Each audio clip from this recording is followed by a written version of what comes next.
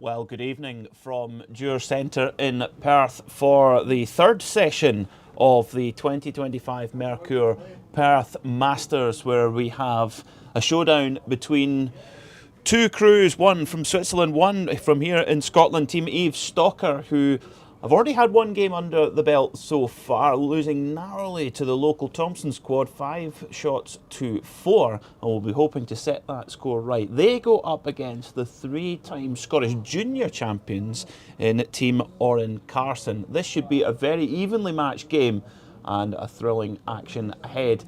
8 ends of curling ahead. The teams are underway with their draw shot challenge to see who will take the critical last stone advantage for the opening end. My name is Peter Mackay. I'll be taking you through the action alongside a man with his finger on the pulse of Scottish curling and international curling as well, Alan Hanna. Alan, you've been in all day. What have you made so far of the action of this 2025 edition of the Mercure Perth Masters? Yeah, it's been a really great start to the day here, and exceptional to see the quality of teams that we have here again assembled at Perth. It's a testament to the organising committee and the ice conditions and the whole package that we offer here to the athletes, and putting on a high quality event here in Perth, our premier event that we have in Scotland. So yeah, really strong fields on the girls and the boys side, and really looking forward to some quality games tonight and the coming days. Any early favourites emerging? Well, a bit difficult to tell. I mean, it's actually really quite interesting this time around, because we've probably on the men's side we don't have some of the the recognised names of Mout and White and Retornaz and Adine and Schwaller from Switzerland. So it's given some of these. I wouldn't like to say lower ranked teams, but they're kind of the tier below that top crop. And it gives them a great opportunity to actually just go and play in a really high quality event like this, and see how they go with that without having the added pressure or responsibility of maybe facing a Mout or an Adine at the latter stages of these events. So I see this as a complete win-win for the men and for the women, without actually just taken away from the event that those teams are not here. So good luck to all the competitors. And in the men's competition, we are guaranteed to see a new champion. We've seen so many amazing names win this great championship. The 49th edition of this great championship, which started all the way back in 1971, and you look down the list of winners and it's like an all-star list of curling greats. Bruce Mowat, his rink, have won it for the last 4 years. Tom Brewster won it on 4 occasions. Kevin Cooey, Michael McEwen, Randy Ferbey, Paul Trulson. I remember coming here in 2003 to watch my first ever Perth Masters and seeing Paul Trulson win, and I just thought, this sport looks quite cool. I think we should get more into this, and here I still am. So this is a tournament that locally gave it more. It has a huge relevance as well, both on the ice and off, because it's for our local curlers here as well. It's amazing to see some of the biggest names in the game come to town. Yeah, who's not to say that in this level, this standard of field, that we don't potentially see one of those Olympic champions or champions in maybe 8 years' time. It's maybe not a little bit early for some of these younger teams who are here to probably be competitive and in the mix for this coming Olympics in Cortina in Italy this. Next year, actually. I've almost lost the plot of the years. So yeah, next year will be Olympic year. But there's not to say that any of these teams won't be in the mix for 2030 for the Olympics. So. I know there's plenty of teams that have got big ambitions. We saw in our featured game earlier on in the 1 o'clock draw, Team Waddle, who they really want to take a step up. They want to try and represent Scotland at the international level. They lost earlier on to a very impressive Jan Easley rink. You can, if you want to catch up on that game, it's available on the Perth Masters YouTube channel. It was, in fact, I've just given away the result, haven't I? But it was really good. Go back and watch it nonetheless. And of course, all the games that will be featuring in each draw will be available to watch on the Perth Masters YouTube channel. So, ready for action then. The draw shot challenge is complete, and Team Eve Stocker taking on Team CARSON. Stocker got to the quarterfinals last year, losing to Ross White, who ended up going all the way to the final. A very thrilling final it was. It was just nip and tuck the whole way. But Stocker not getting off to the perfect start, losing out to one of our local teams, Team Thompson. So they've got work to do here in this second session. They're doing a slight change to the Stocker lineup this weekend as well. Even Stocker himself is unfortunately just recovering from an injury, so not here and not able to play. So the team have all stepped up a position with Kim Schwaller throwing last stones here. So yeah, those those changes to team lineups that are caused by injury and illness and different circumstances can have a little, a pretty significant knock on the dynamic of a team and how they operate, and how they get used to maybe having somebody else coming in to slot into the team. So these guys have played a lot on the tour, and I'm sure they'll work that out, and they'll get stronger as they go through the event. Certainly a big impact to lose your key man, to lose the names above the door, so to speak. So we've got not one but two Winkelhausens then in the Stocker ranks standing in there. Team CARSON though, they're a solid unit. Oren, Logan Carson, and Archie Hislop and Charlie Gibb have been together for several years now, and you know this rank well, Alan. What do you make of this young outfit? Yeah, these four are the real deal in terms of the next crop coming through in Scottish curling. They're now in the Performance Foundation programme within British curling, so that opens up lots of opportunities for them in terms of on-ice technical coaching, a lot more exposure to strength and conditioning programme, and then all the other support services that come with that through nutrition and psychology and various other bits and pieces. So they're doing a lot of things well. It's now they're probably at a little bit of a junction in their careers now. They're young careers, very young careers, where they now just need to take on a lot of those things that Mowat and White and James Craik and Waddle and these teams have been doing for many years, for them to now just start to see progress. And as much as they're doing really well at the junior level in the game and excelling in Scotland and punching in Europe, and at that level, the senior game is a pretty significant step up, and it's good to see them out here just trying to test themselves against some of these better European men's teams. A huge experience, a huge opportunity for them. So in that first stone there for Team CARSON coming into the house, so can be removed straight away. Of course, if a stone lands on the centre line, it cannot be removed within the first 5 stones. And for me, that from an entertainment point of view, that's changed the game and how exciting curling is to watch. And sometimes you could get games where you've played 4 or 5 ends and you feel like there's been no curling played. It's just been strike. But much more exciting now, I think.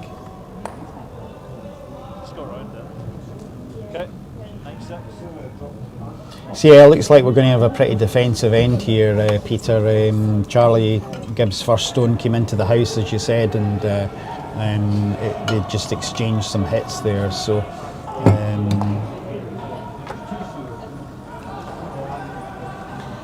great to see a full ice rink of international stars here at Dewar Centre. It really does. The whole facility comes alive at this time of year. It's a great way to kick off a brand new year.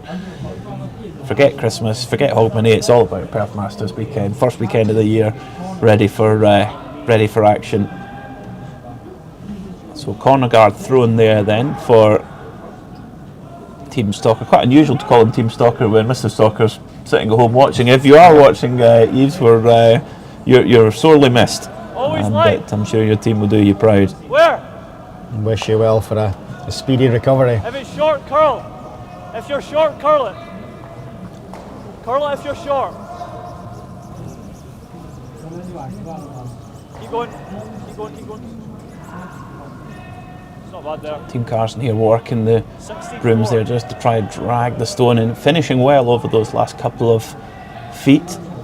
So again, another big change in the game over the last 5 years or so. Directional sweeping, was that when it really Probably started to even take off? longer. 2016 was the Broomgate cycle. So it's 8 years. We're almost getting near 10 years now. So yeah, we've had that was brought into the sport, the regulation on pads and equipment and foam, etc. And still continues to be a fairly hot topic, especially when you have brush suppliers who are continually just trying to advance technology out there to try and find that little bit of advantage. But the best thing that World Curling did at that stage was bring regulation into the specification of fabric and just the technical elements of the brushes, and just brought fair play into it. And actually, back in 2016, we probably had some pretty average throwers were able to make lots of curling shots, but they were being made because people were just really smart with what they were doing with brushes. And since that, I think it's brought the player and the accuracy of actually throwing a good curling shot more to the fore than actually being 100% controlled by sweeping. So. And whilst still maintaining the benefit of having a really good front end and having really good sweepers. Yep. It's not like sweeping's been taken out the game, far from it. It amazes me how you watch like a team out, world number one, you watch the way they deliver a stone, and you think if you tried to play that, a normal club curler played with that weight, the stone would go sideways, but they can hold it, they can play with it, but not to the point where it's silly. I think I agree with you, amazing job by World Curling to get that compromise there. I actually must have a look. I don't think it's such a problem at the level I play at, but I wonder if my brush is slightly illegal actually. So don't pull me up for that next time. Okay. The next Hill of White Dunning game. So Team Carson sitting one right at the top of the 4 foot. There's a gaggle of Swiss stones over around the kind of corner guard area. Yeah, they just tried a couple of runs and didn't make connection with the one in the house. So Team Carson just going to continually just trying to get good cover here.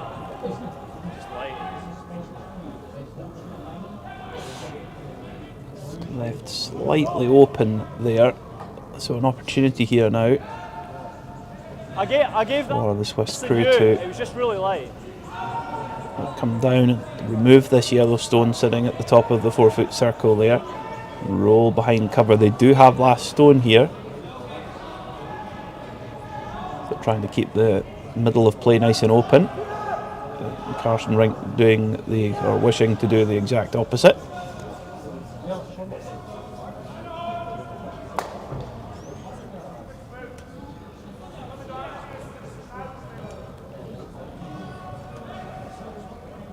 Yeah, that one just over curled on them there. They were trying to roll wide probably and hit the other side of it and roll behind the bundle of red guards here covering the edge of the 8 foot. So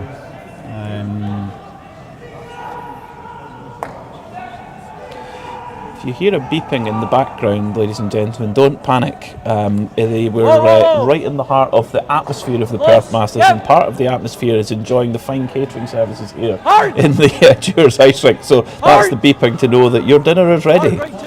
So if you hear that in the background, apologies, but you get all the atmosphere here no matter where you are in the world, wherever you're watching in the world. A very warm welcome to you from Dewars Ice Rink.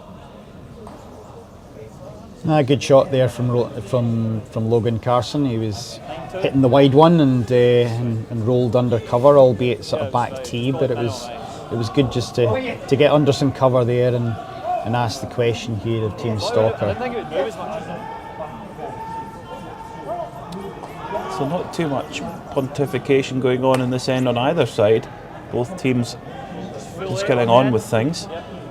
Although the teams aren't on the clock. We saw a fairly lengthy game earlier on our first featured coverage, but the umpires they're keeping sharp on it as well. But for some of the teams, it'll be a nice luxury for them to not have the clock on. It's such a difficult one to put in place for event organisers, especially when we're playing 8 sheets and just the total resource to provide that, and just it is really quite a challenge, and not just a technical challenge, but just getting people physically to do these. So we just need to. The umpires do a great great job there, and just trying to nudge the teams along and just keep play moving. Line's perfect. Not an easy job at all. We thank them. Been seeing quite a few measures going on so far. That is pressure. I couldn't hack having 3 determined curlers right watching over your shoulder as you do some pretty finessed work. So yeah, good sweep there from Charlie Gibb and Archie Hislop. They've managed to drag that one down into the rings. He was just throwing the in-turn draw. So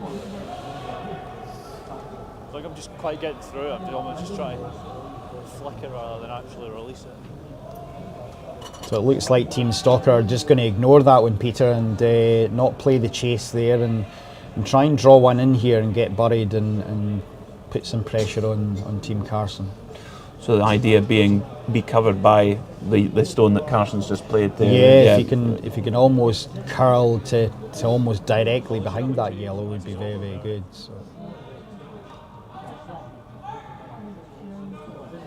So Kim Schwaller playing last stones.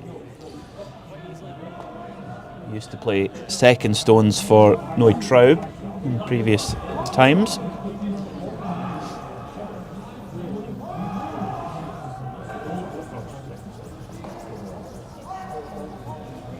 Working it hard with the brooms, trying to just get those last couple of feet, bring it into the position they want. Big sweep there from Winkelhausen.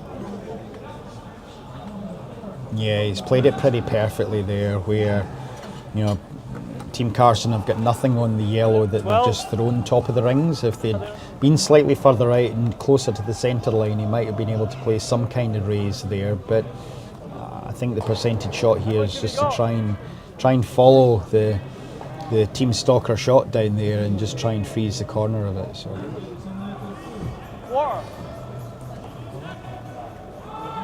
A little bit of discussion going on now. Now we do have mic packs on the players. Let's see what they've got to say.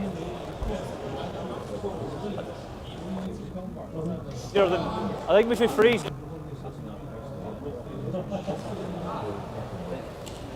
Yeah. Back line, dead hack. Give me like edge of 4. Edge of 4. I think we can just the edge of 4 in terms of the ice wanting to play. Don't see the point of freezing, he just got a 4-foot draw for Logan Carson's put his brush through, he's doing with his ball. I'm back line. Yeah, I think he's obviously coming with edge of the 4-foot there. That looks like ice that he's probably trying to dump it a little bit, it looks like. I think he's got to put a little bit more ice than that to try and get to the spot that Cole! Yeah, quite right! a bit more. We were talking about hack when they were discussing Cole! on the head, and that looked to be at least back rink weight or maybe more. Hard, keep going. that was pretty tough shot that to play at that weight to try and get that if you lifted, like, knocked out to lie second shot. So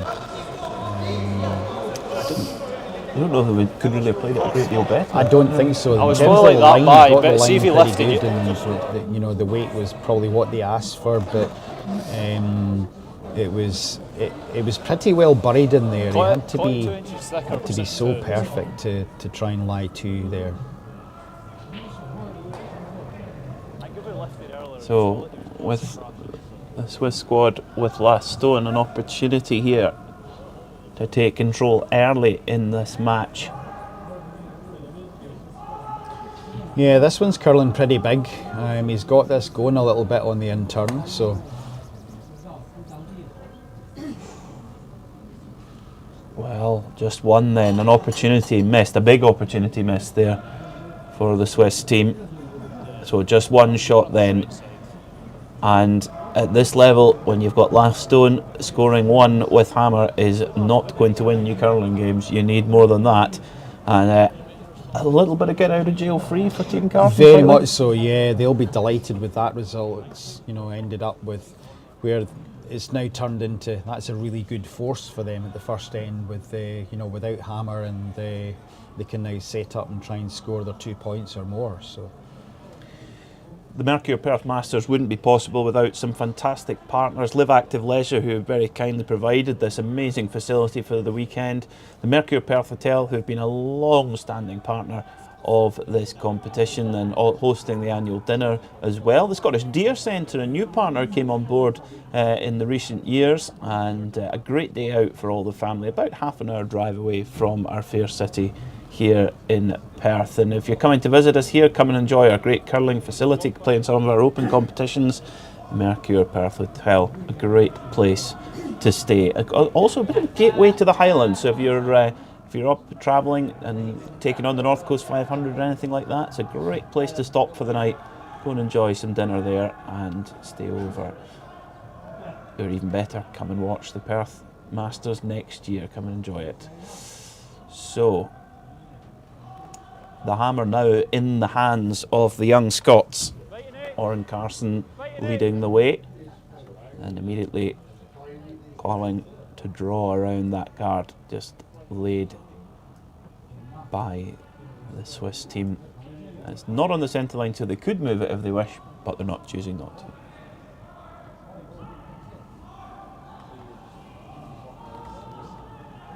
So this is Charlie Gibb, who plays the lead for Team CARSON, and Charlie's just been asked just to draw into the top of the rings here, top of the white circle probably, thereby.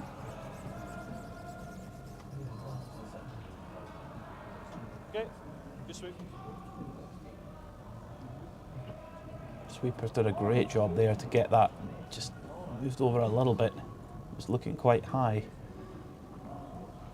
Yeah, you can see how much curl is on the ice. Paul and his team have done another great job here this week in providing us with excellent ice conditions. But it's a very Perth thing that, you know, that from that hog line, it's when the weight really comes off it, the sweepers can make a really good impact in terms of getting the stone to curl.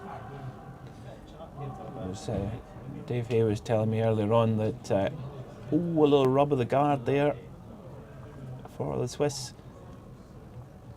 That gives an opportunity here for Team CARSON. But yeah, Dave Hay was telling me earlier on that they were skating on the ice until the 30th of December, and you think to turn that around and put on the quality of ice that we've got here, it's been playing very well all day. Really great effort from Paul Martin and the ice crew. But it's not their first rodeo, to the understatement of the year. Yep, Paul and the crew here have done this many times before, and have got it down to a fine art. They also understand the players. They understand you know, what their expectations of the conditions are, and you know, and that's a huge benefit. There's a huge respect there between the players and the ice crew. I don't know where Paul finds the time. Apparently he's putting in a big games room out the back of his house. Don't know if the project has begun yet, mind you. Nope, looking forward to the opening night for that. A few frames of pool, I think.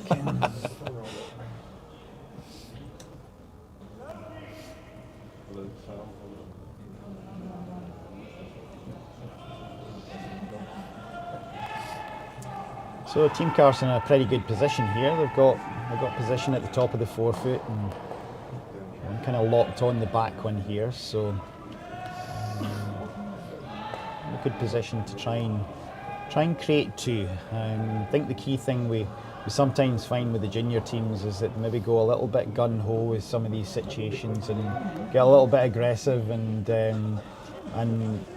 yeah, there's a learning phase for them to go through about how they create ends to create simple twos sometimes, and that's certainly a stage that Team CARSON are at the moment, and they're getting better at it all the time. I hear they've got quite a good coach. Another catch on the guard there. So the ice really swinging hard, even at a fairly good weight. It's really moving in that as it comes over the hot line, as you said, Alan. Okay. A great opportunity here, and this is almost a You just always take a turn deep over breath curling. moment, isn't it? Don't jump on it. Don't get too excited. Just make sure and play the right call. It's a good opportunity to score a good end.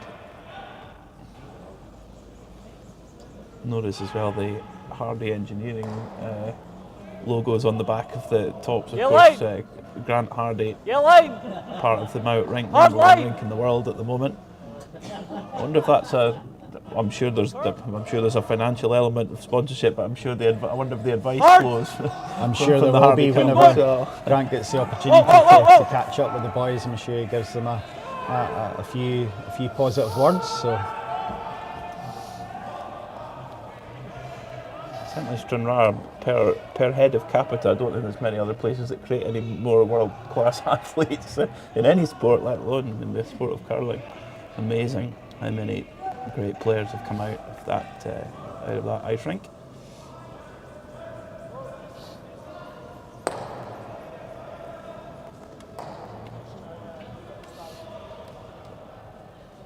So yeah, it looks like Orn's just going to keep continuing with the guard here. He definitely lies one shot on the one on the button.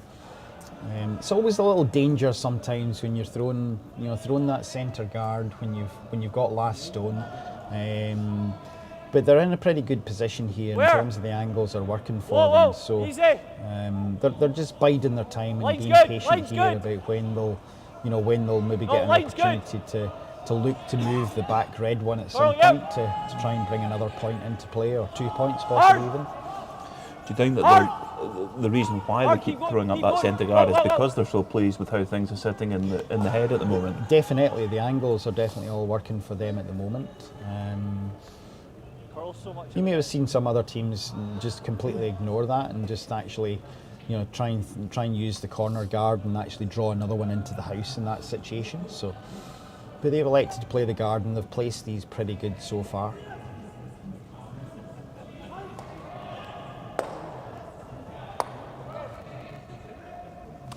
Job has been done for them.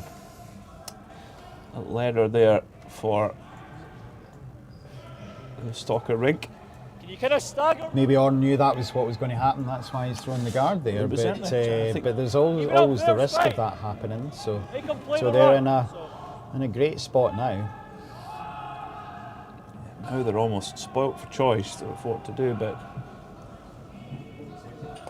if they play the centre guard again, they can almost kind of sit up against that red that's just off the centre as well. So if they want to play a guard, they can have it very well guarded and start to really control the narrative in the second end. Forcing. Well, did they force? Well, did they force the switch to a one? That would maybe be a little bit generous. It was a little bit generous, but they came away with it without people having looked at the scoreboard. They would have thought that was a good force at the first end. But you and I maybe saw slightly different. So. It's the number on the board that counts, though. Yep. That's it. Of course, a big hello to you all watching on YouTube. You can watch on the on perthmasters.com, but also on the Perth Masters YouTube page. Hello to Lorna Rettig, part of the Stalker Army, just passing through. Stop by. The macaroni cheese is brilliant, isn't it, James Davison? He's just brought that message to our attention.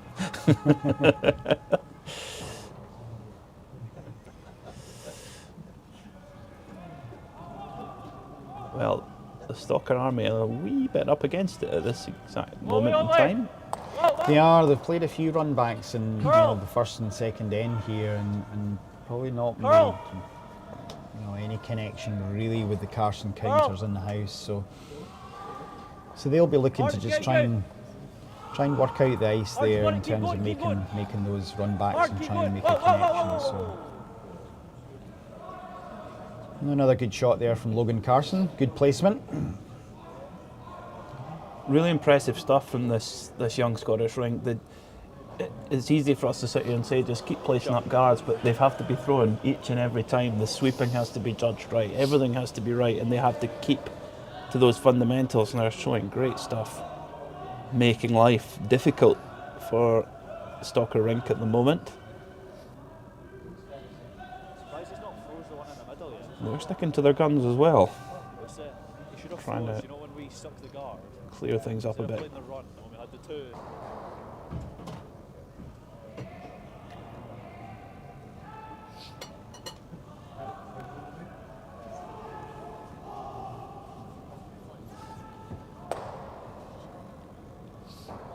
Big weight being played there. Yeah, they threw the other turn that time, and it just kind of run a little bit straighter for them. So yeah, decision times for Team CARSON now. So a really good spot here, and so tempting just to throw the guard again and just see who's. Well, the same spot as what you just played. Just listening to see what they're talking about.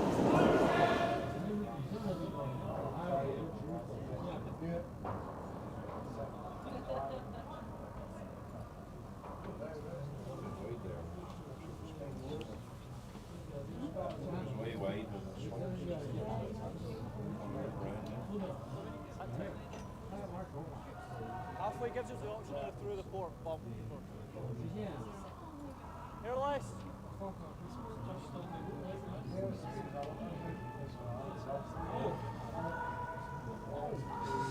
See Aurora in there calling just for a hair less of ice, just trimming that ice in a little bit.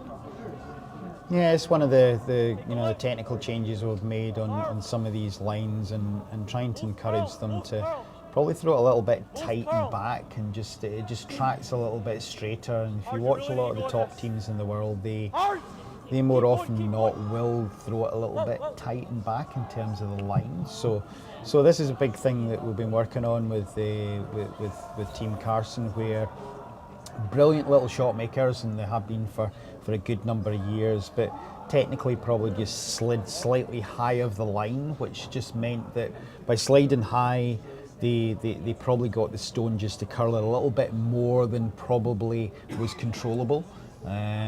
So that's been quite a significant change for them in terms of their perception about how they actually execute the shot. So yeah, Orn, I'm not surprised there, because he's now corrected that and just taking a little bit more ice. He knows that's just going to track straighter for him and be more controllable for the sweepers. Means they're listening as well. Looks like always it. Good. Always good. So same call again here. Each time Team CARSON have thrown up the guard, the Swiss have tried to make the play on it. Here we go. A very good effort. A very, very good effort. Got rid of one. But that does leave Team CARSON with an open draw here to score two and move into a one-shot lead after two ends of play, with the whole house to work with, and a great opportunity here as well for Oren to get his draw weight, which you never know when he's good. Well, you can almost guarantee he will need it at some point later on in the game.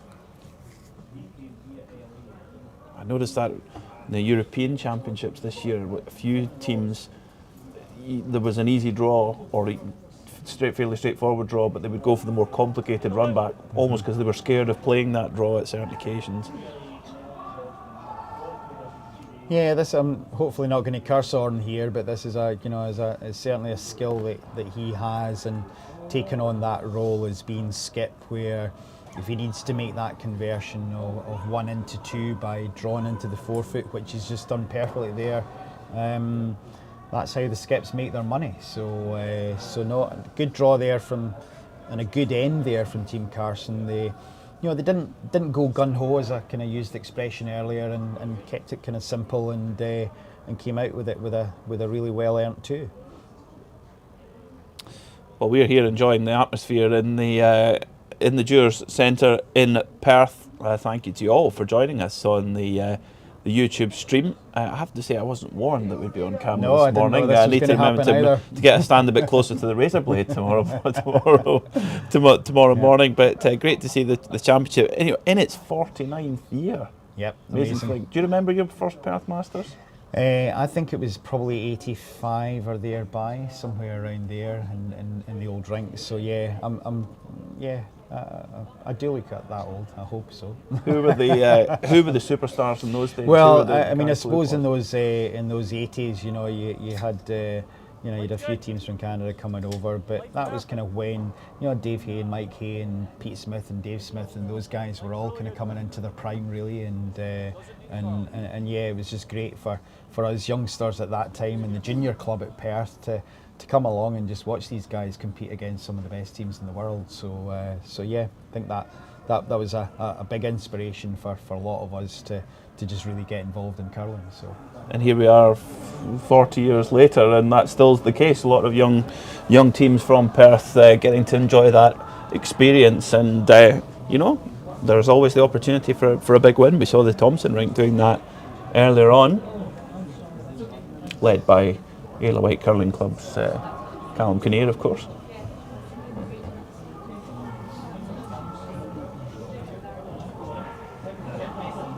So a great start, really clinical start for Team Carson, showing well. This game just has the air of it going the distance, going deep into the game. Yeah.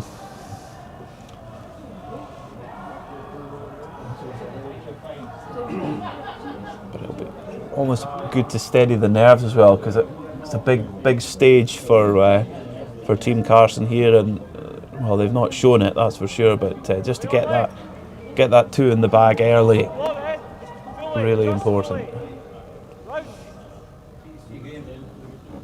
Light's good for that. Make sure you're here. Carl. Yeah, Charlie just come down maybe a little heavy here, so it was a good call from the sweepers there to say it was heavy, and they decided to go for the second option there and draw past the red as opposed to draw frozen on top of it. It's just sitting 1 or 2 stones too much, maybe. Yeah. Fine margins, very fine margins.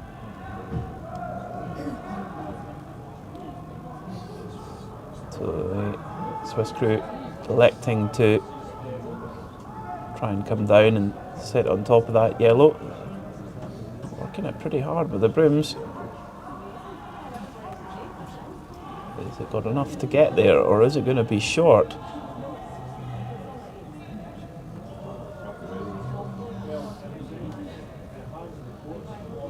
Yeah, interestingly there, Kim Schwaller just has a quick check of the stopwatch to see what the time was. So explain what they're doing there, Alan, and where is the skip timing from? What's he doing there? The skip's probably taken times from hog to hog. So as soon as the thrower is released at the far end, he'll start his stopwatch, and then he'll stop it as it crosses this near hog line to him, and he's probably looking for somewhere around 14.5, 15 seconds, because this is. The ice conditions are really fast, really keen here this week. Again, just testament to the ice crew, the work that they do here. So as soon as that crosses that near hog line, if he can see that that's a 14.5 or 15 or thereby within that, he can give some further support and information to the sweepers as to whether they really need to go on it or whether it's actually closer than they maybe think.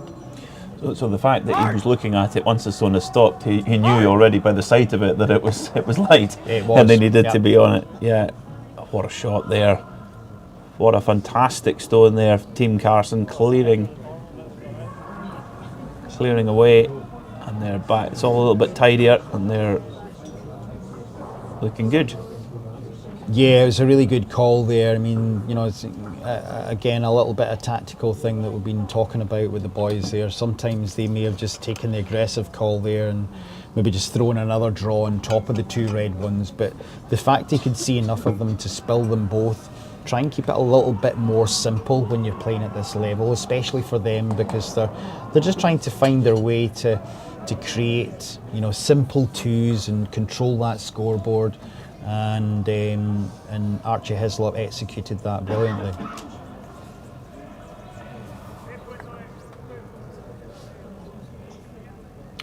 Full floor. Very nice shot there. Volley 14-5.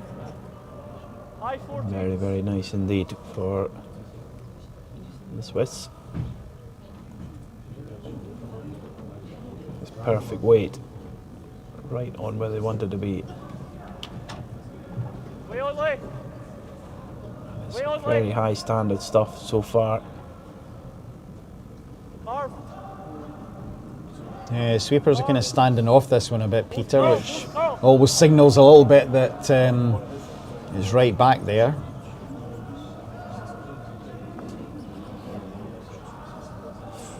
Yeah, Archie was just he was probably more back of the house weight than draw weight, so it wasn't much the sweepers could really do with it there, albeit probably not a bad result. He's managed to just chip it out of there, so got away with it slightly.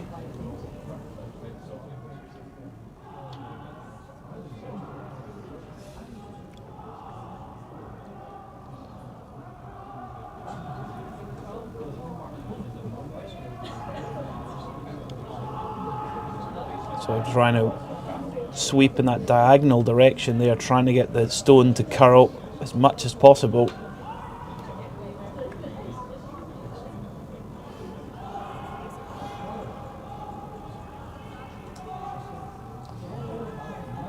Now an opportunity, there's almost a nice little bed there for... It's a big chance for Carson here now, just to get one absolutely locked in there, and you know, if it's locked in there, they're probably, you know, Team Stalker are now facing running the guard again, so an important shot coming up here.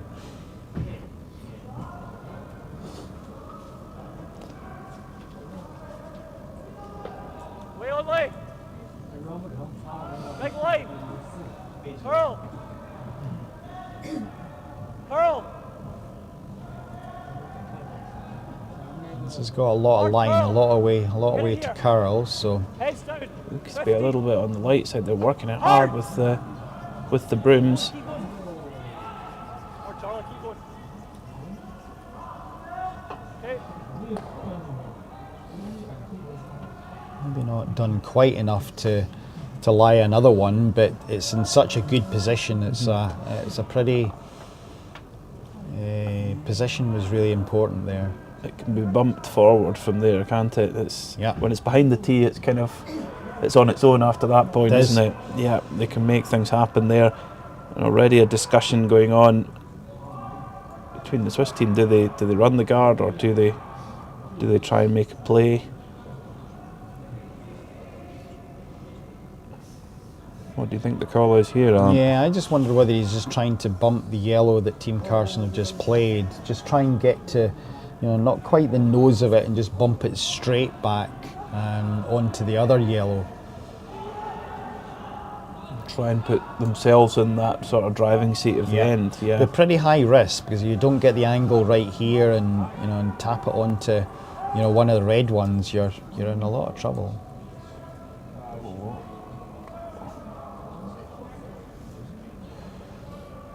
Rubbing the guard, far from ideal either. Yeah, seen that a few times. Just lost the sweep call there, Peter. It was I'm not sure whether just a little breakdown in communication about how much that was curling or not.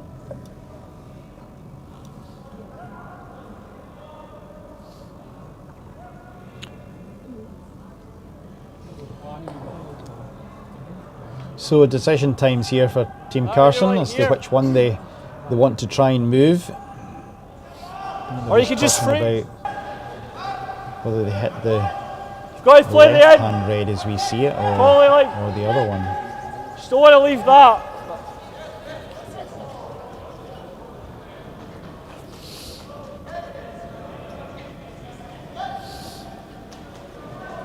Rob says you could do that. So a good decision there. Logan probably couldn't fully see it from the far end, so always good just to call him down, just so he can see the angles for himself in terms of what shot he may end up having to play here. So Logan and Orrin are just chatting through what's the best option. Where do they want to roll off one of these red ones to? So make sure that like 7/8 low in the end.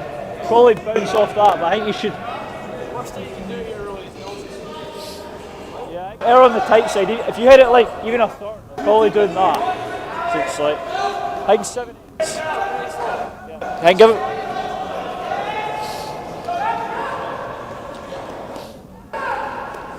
Interesting You comment. You just want to roll like to here. Err on the tight side again. Same idea. They're talking there at six. Talking about 7/8. Wait, what are we looking at there, Alan? 7 or 8 seconds, really. So that's the time that's going to be generated between the hog line, the two hog lines. So if it's 7 and 8, between 7 and 8 seconds, they're talking about. This is, it's coming down here pretty hard. So yeah.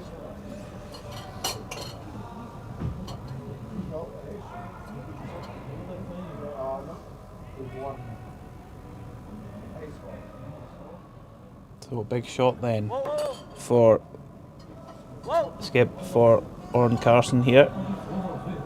An opportunity to really grab control of this game. Really chopping it hard with the sweeping though.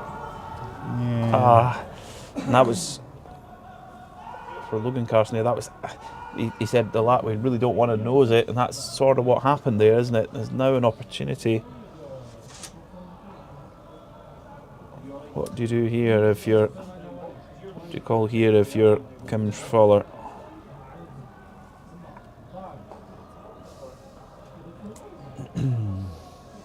Yeah, he's got no real option other than to try and come off the yellow here and make a really good one in there that is going to be pretty difficult for CARSON to remove.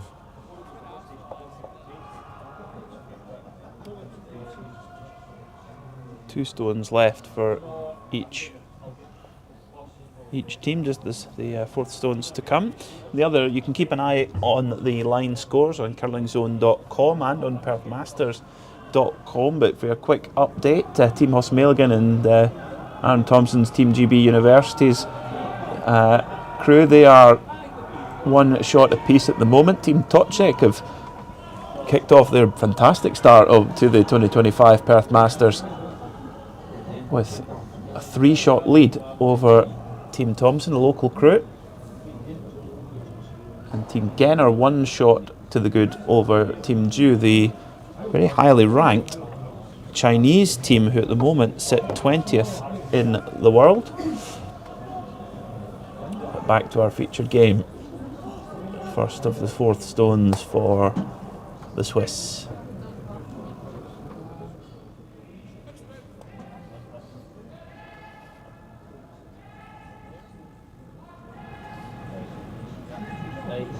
Yeah, the Swiss were making sure there was no chance of them nosing that, and I think their first call was probably to catch the first one a little thicker and try and come off the back side of the yellow that sits at the top of the 4-foot, but probably caught it just a little bit thin and went straight to their own red one, which was no disaster because it's ended up in a really good position for them. We could just peel it out.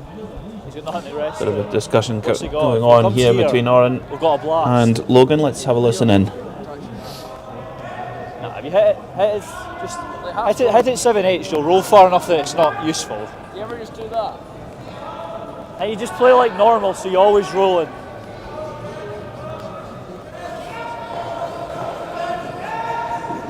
This is always Pardon? Yeah. What's he playing if he plays? I don't know, he's not got much. I always find curling teams, they always almost have their own language of communication. Unless you're really in with how they normally discuss things, you can't necessarily follow.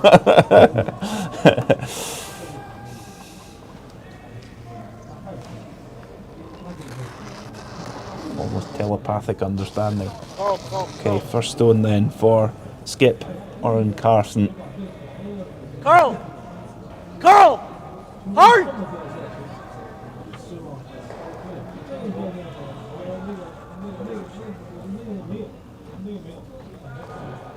And that red Swiss stone is looking reasonably tucked in there, isn't it? It's going to be tricky to get rid of. But is a force of a 1 plenty good enough at Absolutely, this stage? yeah. For Team Carson, it just means they've turned the toss after 3 ends, and they're back to the start of the game. Peels and got hammered now. Yeah, they didn't take any risks there. There was probably a little option there where Team Carson could have just drawn in the pocket there and just made it absolutely impossible for Team Stalker to generate a 2. So the slightly more cautious option was just to kill the back one and see what Team Stalker come up with now.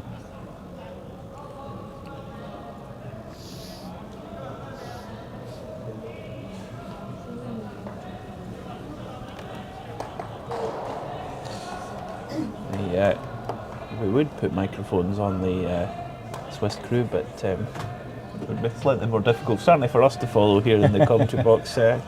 French, German, either of those in their repertoire? Not majorly, no. Maybe a little bit more French than German, but I can do you maybe a little bit of Spanish, but I don't think the Spanish curling federation's quite producing the players required for this level just yet. Who knows? Maybe in future. Again, this is situations where no time clocks can be very much to your advantage, and you've got to rely maybe on the generosity of the umpires lately. A big decision here of the best way forward, with 2 ends down. Looking at some of the other scores out there, Team Muirhead have got their campaign underway. They weren't playing earlier on in the first draw, but they're leading against Team Klima 3 shots to 1. Team Morozumi leading 2 shots to 0 over Team Craik. Team Easley, who were played absolutely fantastic in the opening draw earlier on against Team Waddle, managed to come out ahead of Team Waddle. They are 4 shots ahead already after 2 ends, ahead of Team Ukraine. Team Harstad, who have had a difficult start to their Perth Masters, their flight was cancelled last night, so a difficult start for them, but they lead 2 shots to 0 over the Dutch crew, Team Spitz.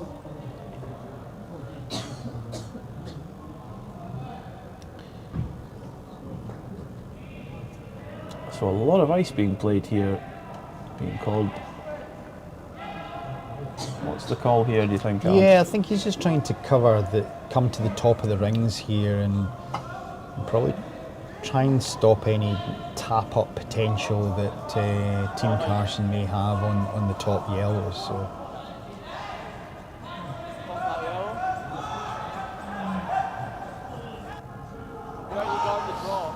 Yeah, it's probably just done enough. So. I quite like this. Even if we just corner freeze our own yellow, it's not that bad. Yeah, no, but if you get to there, it's not bad. That or we just play the draw for them. That or we just draw in. If I'm short, my miss is always light. Good guard.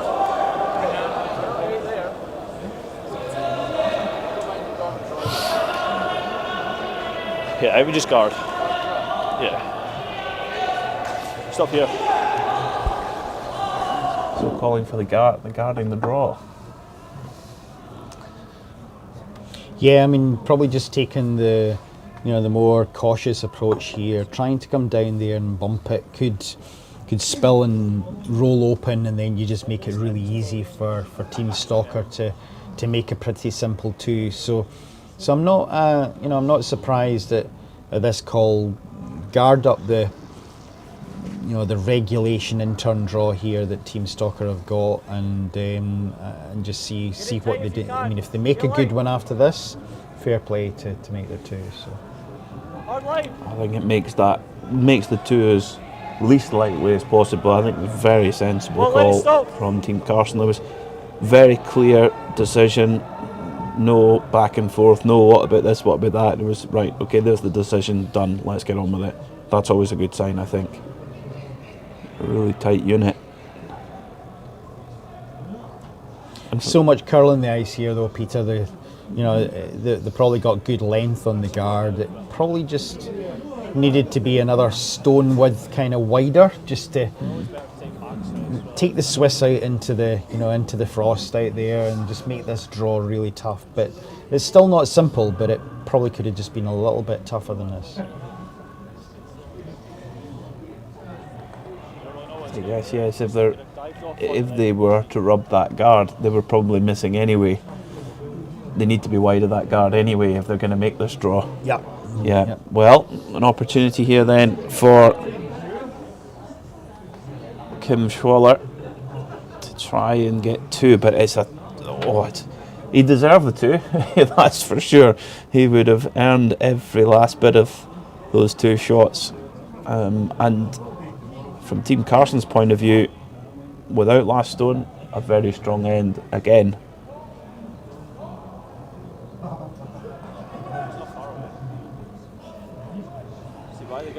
So what can the sweepers do here? They've certainly got it past the guard enough if the weight's right. Yeah, I think they were sweeping it for just trying to hold the line there, and it's probably a little heavy, but yeah, the sweepers were definitely on it there, just trying to hold it, just not to over curl, and as a result of that, it's ended up just being a couple of feet too heavy. They got it past the guard, and 1-2 Team Stalker. So two apiece then, very finely poised after 3 ends of play. A very clinical, tight, organised performance so far from Team CARSON. Really impressive. Yeah. Yeah, I'm liking seeing what the guys are doing out there. They're thinking about the slightly more cautious, conservative shot and just keeping themselves in the game and in the ends, and just applying that, just being pretty smart with it, and that's good to see. And if they continue in that type of vein, it's very difficult, especially with the youngsters, because they'll maybe just see that, their eyes will light up with the great shot that's going to create a bucket load for them, and it's about just being quite disciplined in those moments to just continue with the way that you're looking to construct and create your twos and more.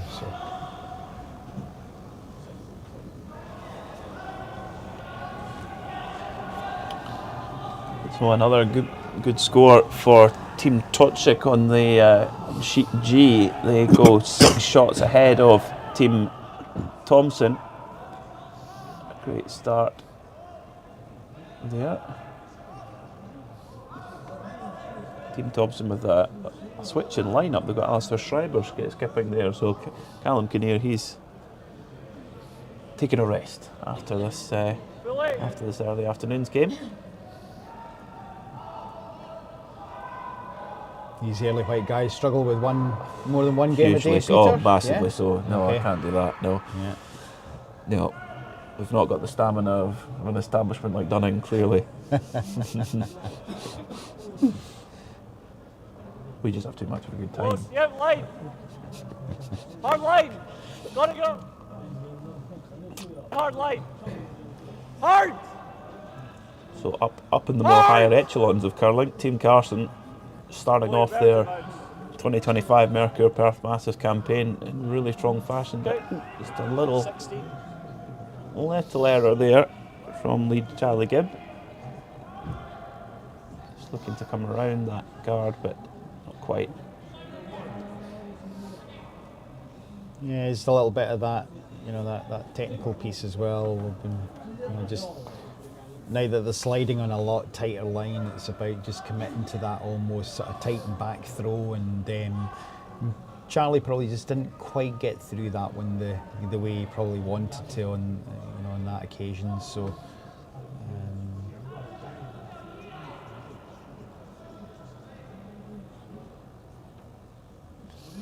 So I wonder if we're going to see the run back here. This will give us a little bit of intent as to... Nope.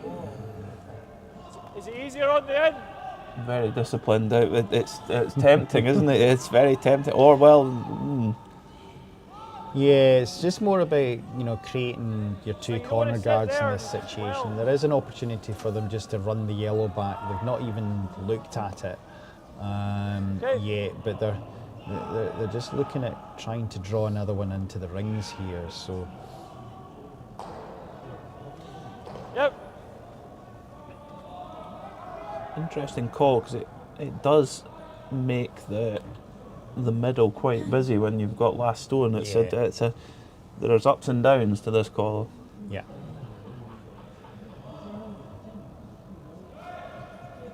Keep it moving. Curl.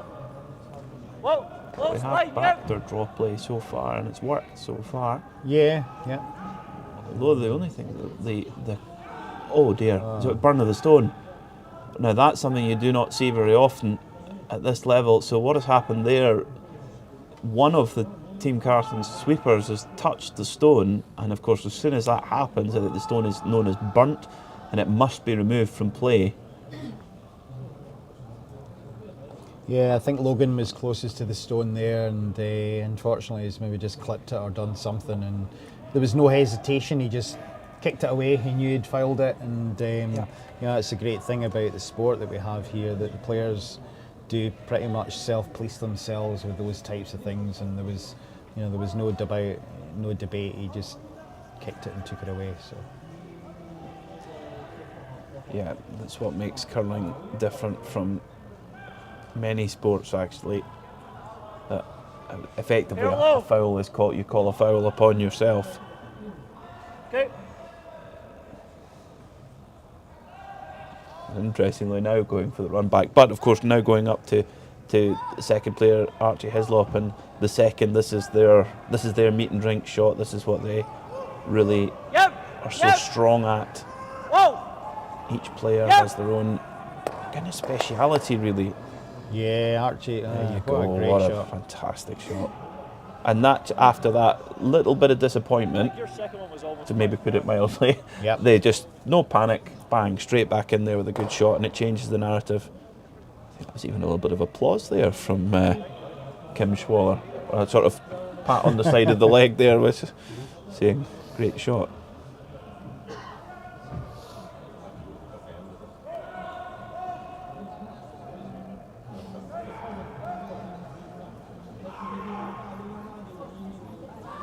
We saw that many times earlier on in the easily waddle game, where it was just one good shot after another from each side, just changed the control back and forth, and the momentum swung back and forth. So it makes this sport so exciting to watch. It's just one shot away from completely changing on its head.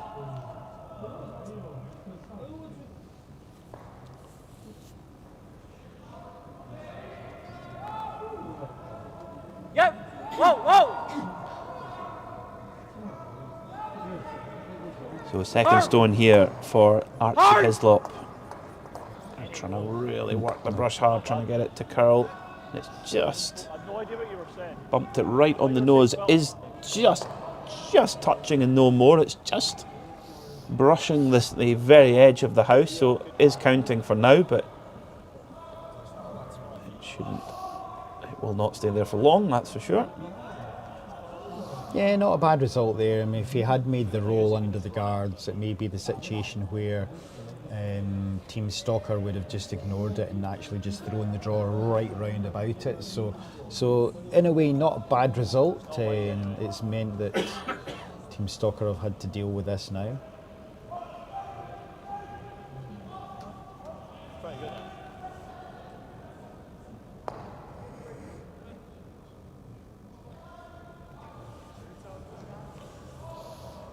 So it's a bit of decision time for Team Carson. Do they want to kind of try and force it a little bit to make two, or are they going to try and just keep this a little bit cautious? It's right here. Let's listen in and see what they're thinking.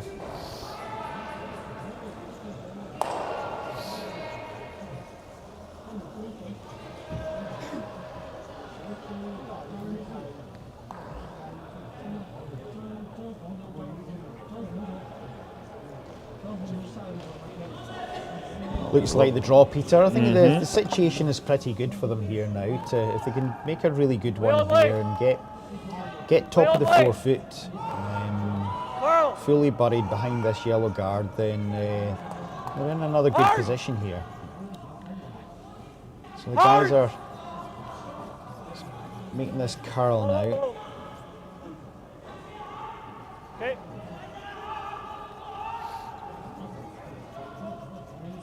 Just didn't quite have enough weight, but it's done enough to not to lie second. His first shot, sorry.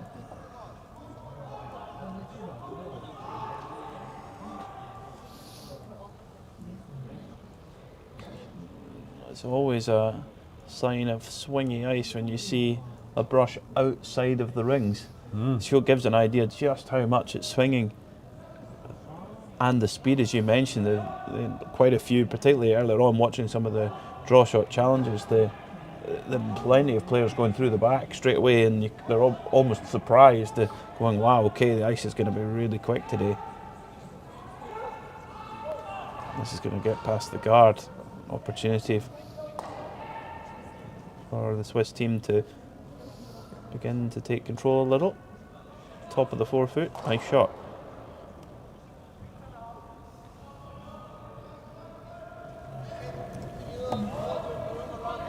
Just a hair high.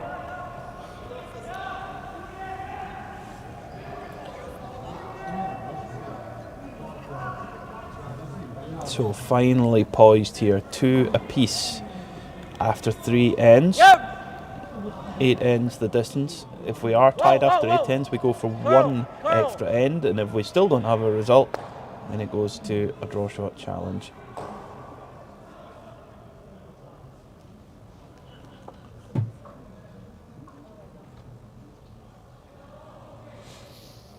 Yeah, Logan just sliding a little bit tight again, just on that particular line. Just didn't quite get out to it. His error there was probably just to be a little bit higher and running it onto the red one, as opposed to onto maybe the yellow one. So, only consolation is he's opened it up a little. He's opened up the yellow second shot, so it now forces Team Schwaller to probably guard that one.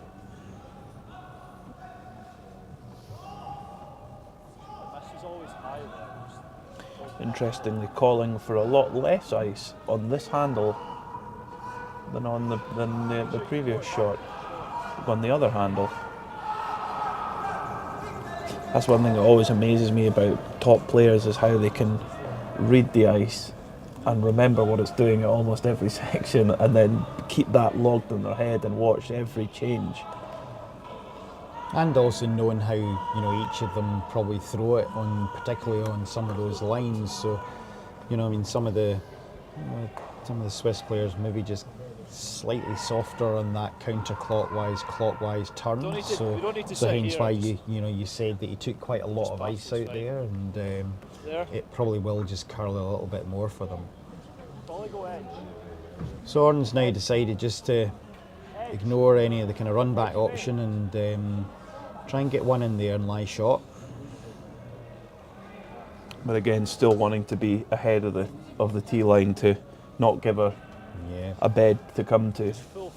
If he could get on the R of Perth, that would be probably pretty close on the Perth curling logo, if you want to be absolutely specific. Sometimes you hear when you listen into some of the teams, they'll talk about letters on logos and different things, and that's just giving them reference points as to where they want placement to be. So.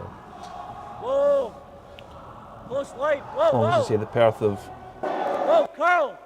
No thanks. No, yeah, R of Perth. So let's see how we go then with the R of Perth.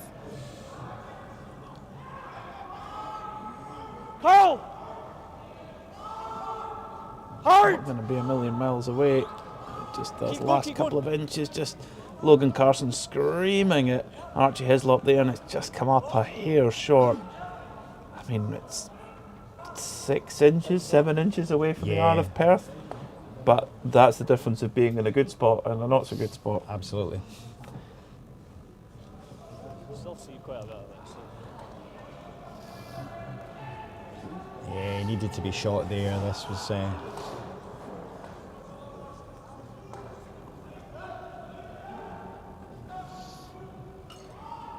Team Stalker, of course, do not have last stone here, but now have a chance to really put Team Carson under a bit of a bind.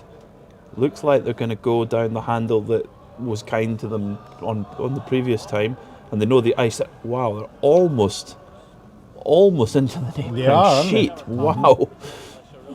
Work for the sweepers to do at the end with the directional sweeping. So he's going for the G of curling this time. So let's see how close we get to this one. Would you accept the right hand side of the N? Is that the 99% shot?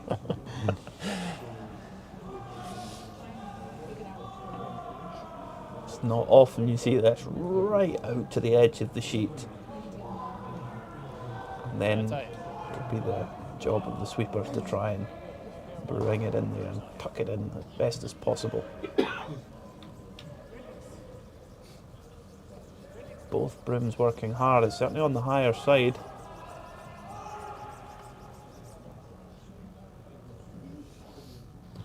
On the G of curling, as requested.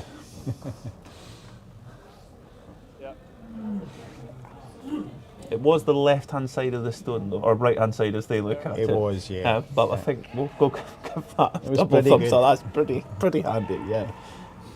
It's interesting when you think of it in that context. You think, yes, that's a pretty small target actually. Really well judged by the sweepers, but still an opportunity here for Team Carson if they can nudge their own yellow onto the pot lid, basically. Even the N of centre would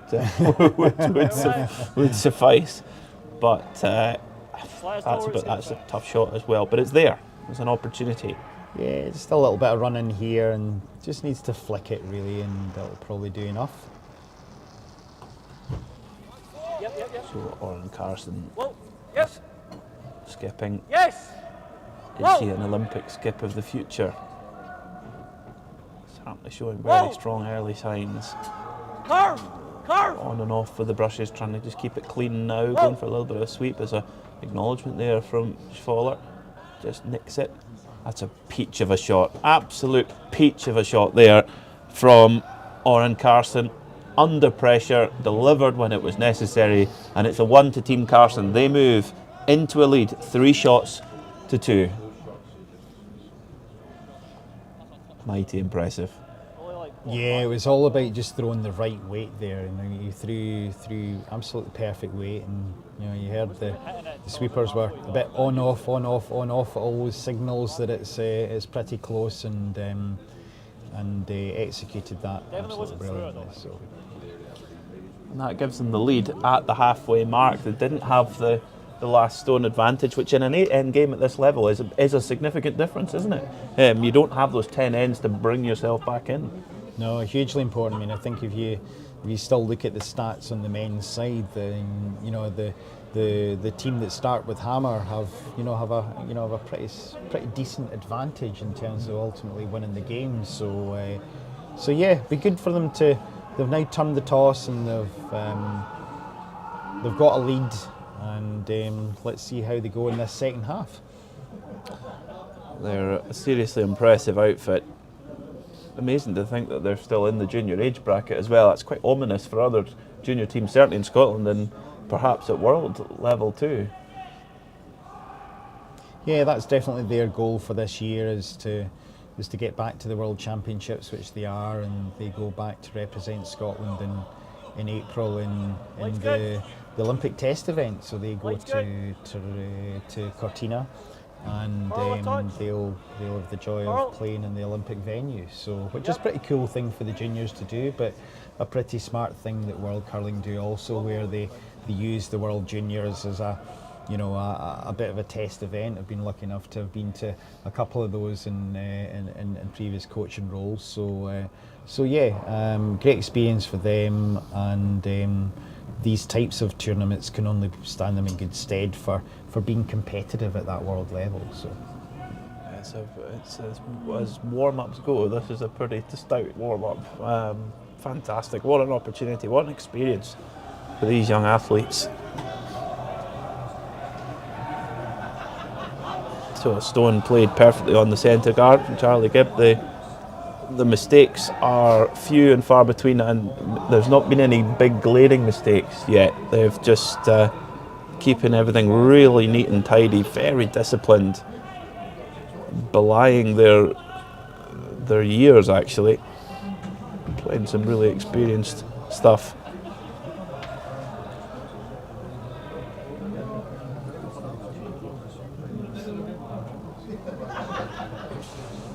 Over on sheet A, Team Muirhead into a good lead, 5 shots to 2 against Team Klima. They sit actually in the same group as the game you're watching,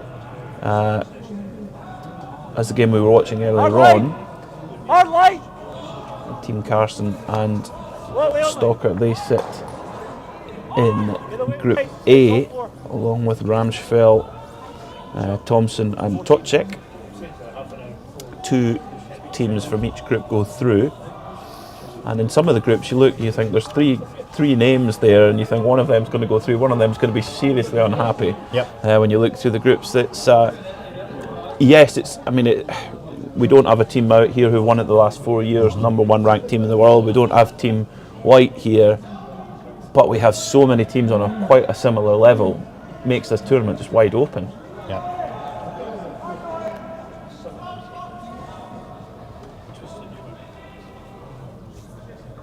And some of the favourites, if you could make favourites, some of the highly ranked teams didn't get off to a good start. Waddle losing their opening game, Ramsfell losing the opening game. So this 2025 Mercury Perth Masters is wide open. In a way, it puts a little bit more pressure on these teams now, because they are actually now regarded as the kind of top ranked teams in this strength of field. So that expectation level upon some of those teams can sometimes have an impact on performance and results, etc. And that's something that those guys just need to probably just to learn and to kind of move forward with, and be able to cope with situations where they are the favourite. And so that's funny that's the level they're wanting to get to. Indeed, so you look at that's what Bruce Mount has to cope with when he goes to a Grand Slam in Canada or World Championship or European Championship or whatever. 14-6. So it's just, do they just rub the guard there on the way by? Just a light graze, but smudge. And again, in a pretty good spot. So Team Stalker having none of this, and going to open up the front without any hesitation. Big weight there from the young Winkelhausen. Fantastic shot. Fantastic. Clears the board and leaves Team CARSON to begin rebuilding.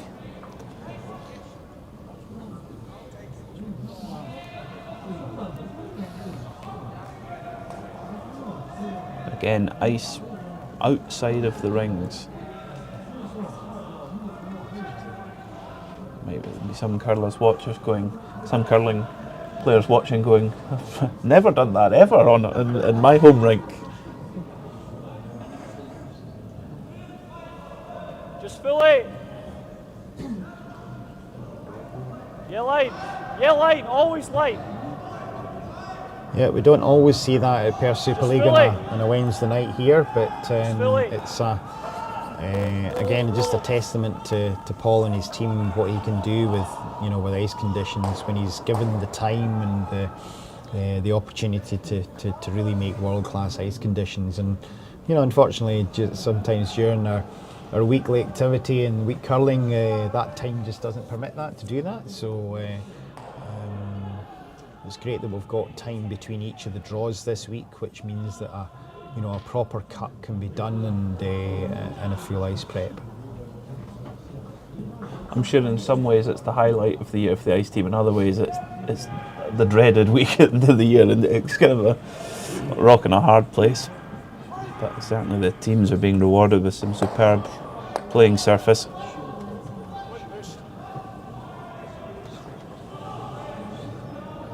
A good run back there from Team Stalker. Got counter away, so Orn's going to just continue trying to draw around here and keep the pressure on the Swiss team.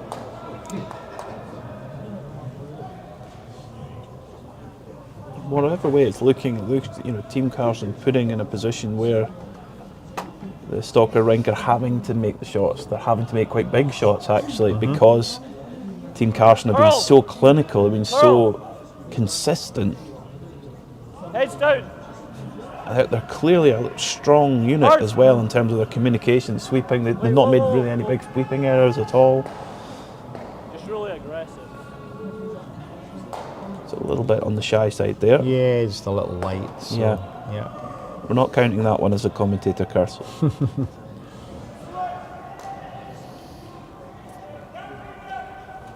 I have done that with some of my motorsport commentary, talking about how well a certain driver's doing as he speared off into the gravel. So I think that wouldn't be the first time.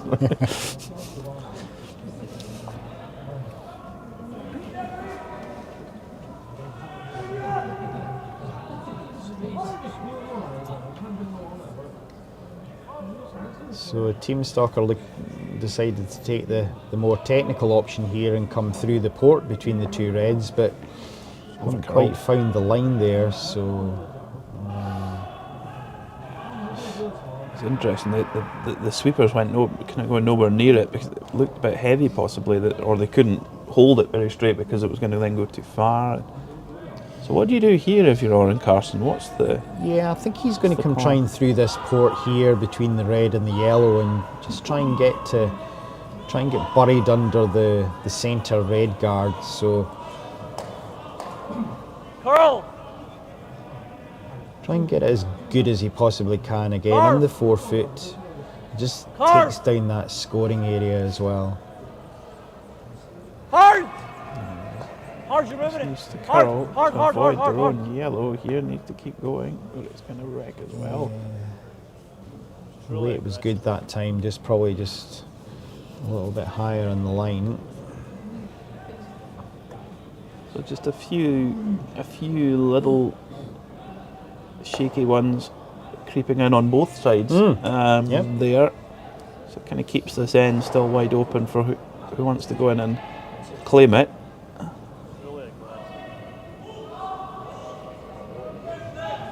I'm sure particularly the young team, only perfection will do it, I'm sure.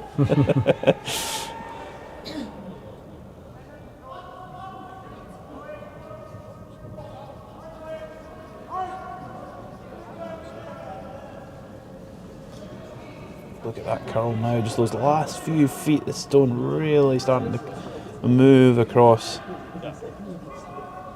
So, similar call then for Oren Carson, come through the port, which is now made up of their own yellow stones. Come through here on the out turn.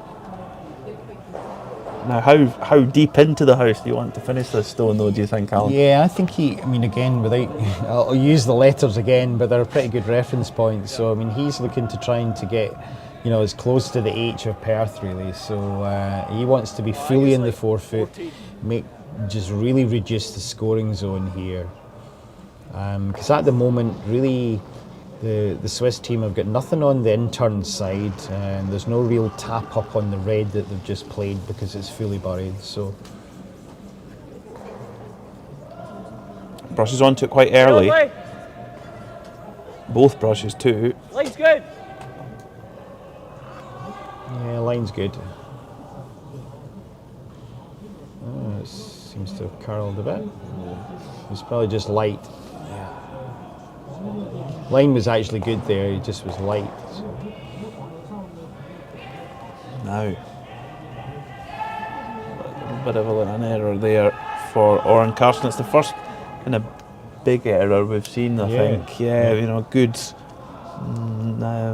10 feet or so. He was.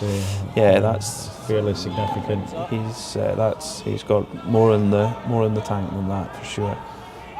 So the Swiss, of course, trailing by one shot after 4 ends. It's their opportunity to get back control of this game with the last stone now. There's a 1 in the previous end for Team Carson.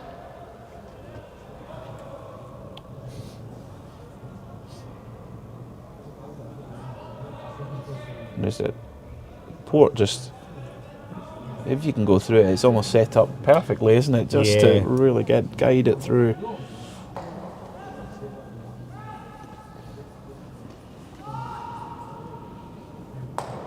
You know, and how much here will Kim Schwaller be taking that stone of Oran Carson into account? Will he be thinking, do I need to put a bit more on this, or will he be following his own game? A little bit. If they may have taken a hog-to-hog time of Oran's stones, so they'll know roughly what he threw down that particular path. And it may give them a reference point where they think, yeah, that was, you know, the ice is starting to slow down a little bit down that path, so we need to throw it a little bit more. And that's exactly what they've done, and played that absolutely perfectly. You can only see just the bottom of the H of curling just popping out, so top marks there. Now let's see what Team Carson are going to think about playing here.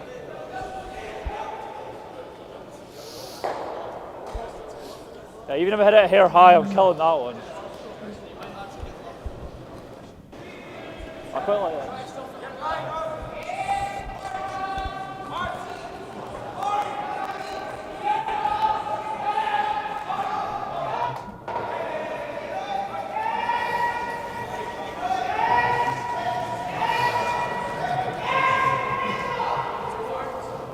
Yeah. Fuel.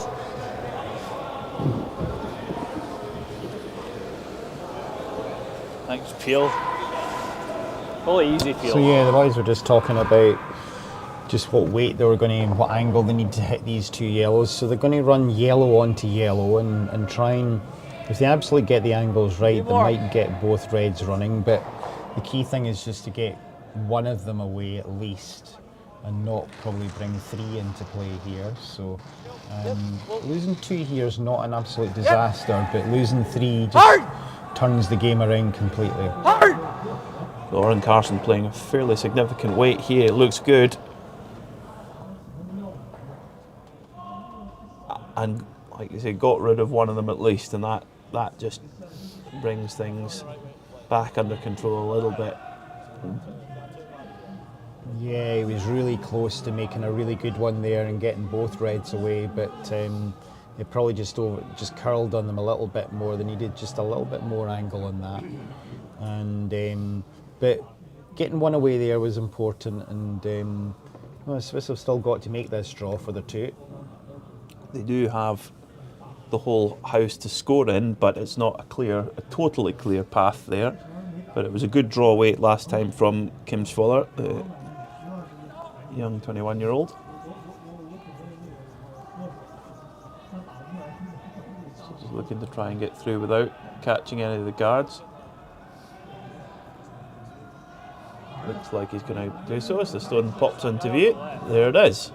So two then to the Eve Stalker rink, unfortunately without their main man at the moment, but I'm sure he's watching, and that puts the Stalker rink into the lead. With two scored, they lead 4-3 with 3 ends remaining in this very tight, quite now starting to get quite tense encounter. It's been ratcheting up all the way through the game, and another thrilling encounter, of which there have been so many over the years here at Dewar Centres in the Mercure Perth Masters. A huge thank you to the Mercure Perth Hotel for their support of the championship yet again, and for hosting us, and for supporting this international contest. We couldn't do it without their support. Also, if you live in the area and you're coming to enjoy the festivities here at Dewar Centre, and if you're enjoying an alcoholic beverage, you can give A&B Taxis a call. They'll get you home swiftly and safely as well. Or if you're booking any transfers in the area, get in touch with A&B Taxis, and we thank them for their support. And also to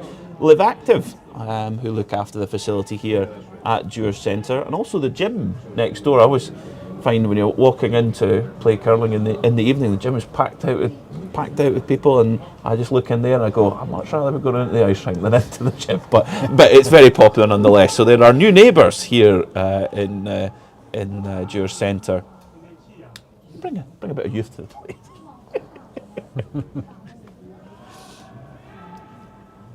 Might find some new curlers, you know, from the gym there if they're looking for a new sport to get involved in. We're next door, and we've got tri-curling sessions here that run quite regularly at Perth. So yeah, great opportunity to get involved. Well, when we moved back to the area last year, my wife went to the tri-curling session and is now joined Daily White Ladies Curling Club and loving her curling. She's like, oh, I can't wait to make some curling tonight. Great. So it's good.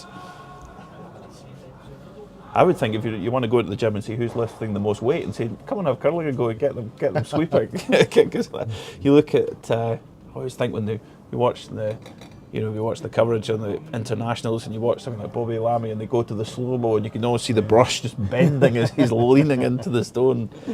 Quite remarkable. So 4-3 the score then in this tightly poised game. Team Stalker from Switzerland and young Team CARSON from Scotland, multiple Scottish junior champions, going to the World Championships, Junior World Championships in April. And what a way to get really match sharp and playing against some of the top teams. In their section they'll come up against a pretty star-studded cast as well. They'll play against local Team Thompson, Ramsville, one of the pre-event favourites, 12th ranked team in the world, and Team Toczek, who are at the moment roaring into a 6-2 lead over Team Thompson. So that's going to be a really competitive group here to see who goes forward into the quarter-final stages.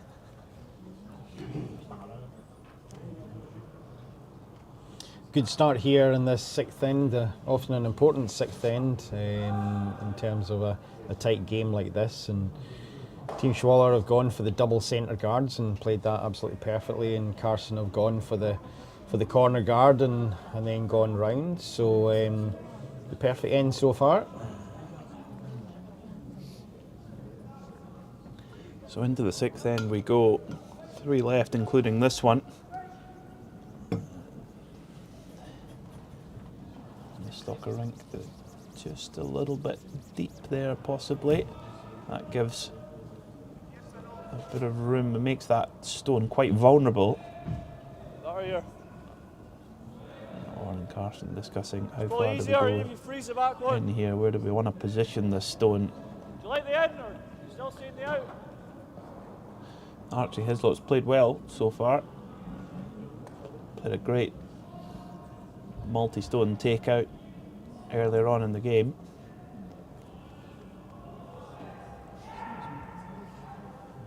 This time it's the draw being asked for. You've got to be close to that.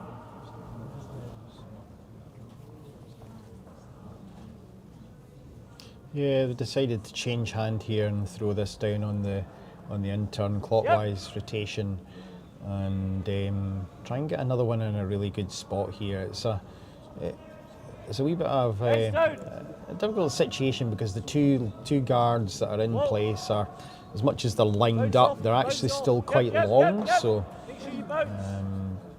that's curling really big there. So another one light.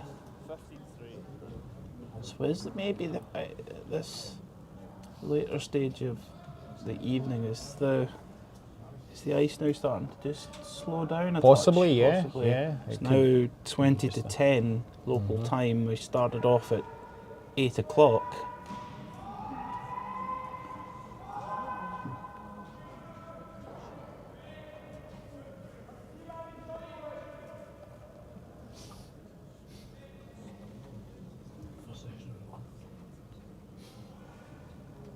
You have to be pretty close to that guard.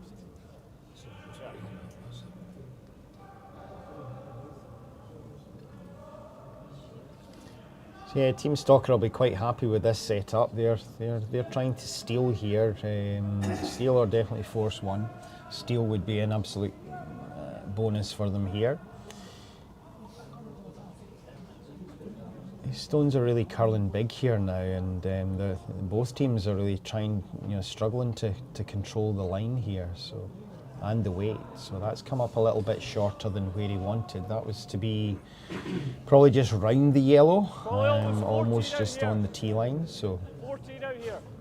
And this is where that timing from hog line to hog line is so important to follow what the effectively live speed of the ice is at any given moment. yeah, it could be that that previous time that I gave you was sort of 14.5 to 15 seconds. That sort of window, it may have moved to be 14 to 14.5, and half a second doesn't sound a lot, but in terms of the physical distance that the stone will travel is it's definitely a good few feet. So this one's curling too. And of course, it's a vicious circle. When the weight comes off, it curls more, and then we're not just seeing stones coming short here. We're seeing them finishing inside of where they would really like to be, finishing tighter than where they'd like to be. Yep. But that being said, Team CARSON at the moment sit shot, and a full team discussion required here for the Swiss. I always think if you've got 4 players discussing, it turns into a coffee morning more than a tactical decision.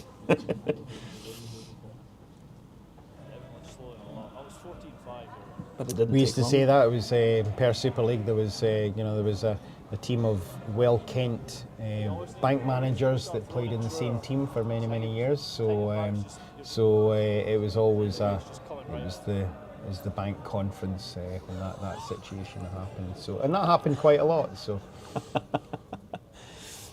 That's when you knew you weren't getting your full 8 end. It was 7 at a push. Yes, we've all been there. We've all been there in those sorts of games. I've played they'll remain nameless, but those listening may know who I'm talking about. There's a father and son in my curling club where there's hardly ever agreement. One of them is always right, but it just depends who at any given shot. You probably can guess who I'm talking about. Super League team.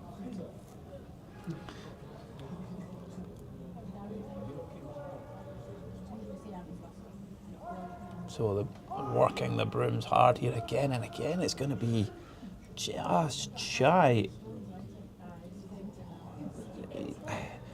The fact that both teams are coming up short quite regularly, it must seem that the ice is starting to really get sticky here. it feels that way, yeah. Is that there? Who's going to adapt to that the best? That's there. Could be the difference between who wins this game and who loses. Really difficult situation How here much for have you got Carson now. this? Is where does he, where does he put the next one, or? Really?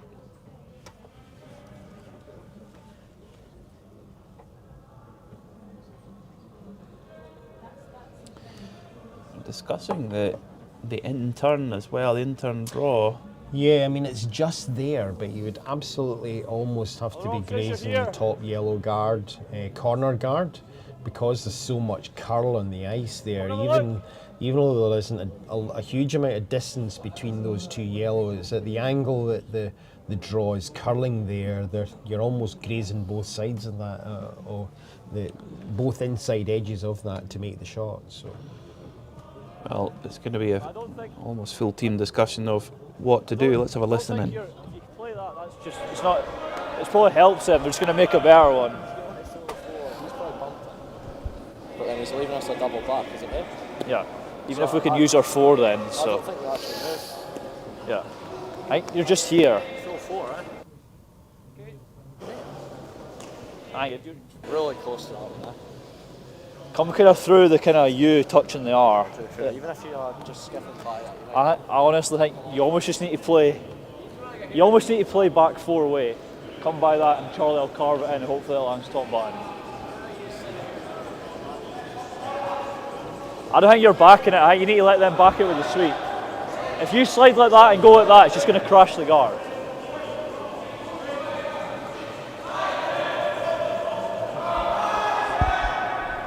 So it's interesting just hearing the guys, talking about the throw and how they're going to you know, how they're going to manipulate making this draw. You know, and they talked a little bit about, you know, sliding a little bit tighter and back, which just means that it probably tracks a little bit straighter there and just doesn't take so much of the severe curls. So, so that was a little bit about what they talked about. But again, interesting them using the letters on the logos. So I think on the Curl Clean logo, where the yellow guard is, they're talking about, you know, the stone absolutely passing over the U and the R of Curl on the Curl Clean. So it just shows you the margins that they're talking about here. But use every reference to your advantage. Use anything, any edge you can get. Well, if that's the case, it's way inside. Oh, already they know. So tight. That one. Light? As Yeah, well as, and probably just didn't inside. back it as much as he probably wanted to. So Disappointed. Very disappointed. Logan Carson there. It was an opportunity to really turn the screw a bit. Sorry, call it. And now another opportunity for the twist to discuss. And again, this is the thing of no time clocks. The players can, again, you've got to take everything to your advantage. You almost, at this stage of the tournament, you almost want to kind of test, see how much you can get away with here. I know it's not in the truly in the spirit, but you think, how much discussion can we get away with? What pace of play can we get away with before we get the tap on the shoulder and say, come on guys, get going. An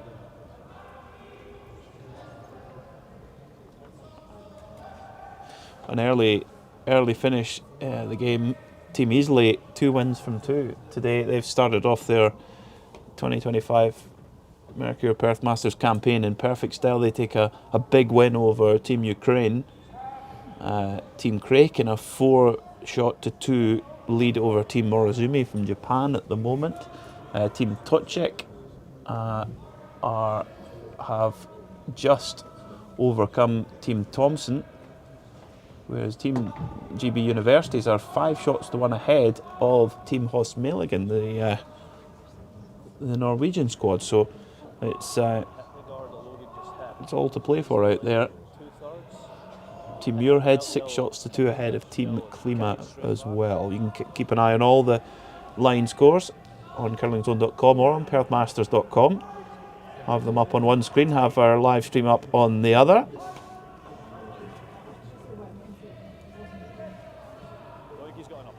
So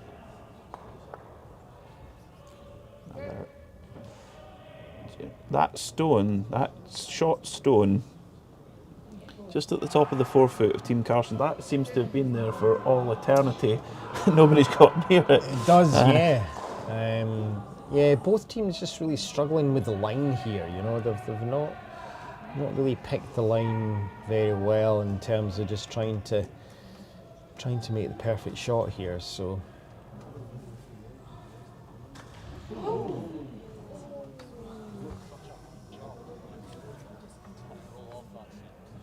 Like here. I don't think he just plays that and rolls. So more discussion going on then with Team Carson of what to do next, what are the angles. Like that. Interestingly there, Archie Hislop putting in his 2 cents worth as well. I know, but you just pay Playing for second, this. but right up there, getting in with the tactics. Alright, you've played that. I think that's just going straight there. Pardon?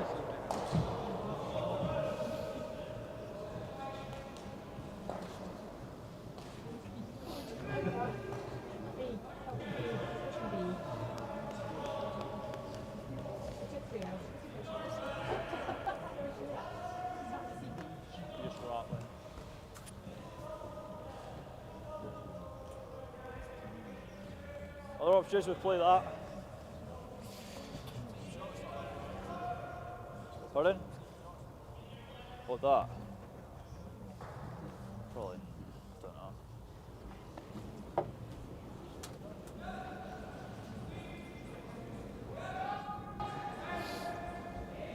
So they're kind of talking about the same shot again, Peter, just trying to throw the draw again. But I mean, I you suppose the probably worry could, but you is need- just about leaving this red one that's sitting in the open here at the top of the 8 foot, the white circle.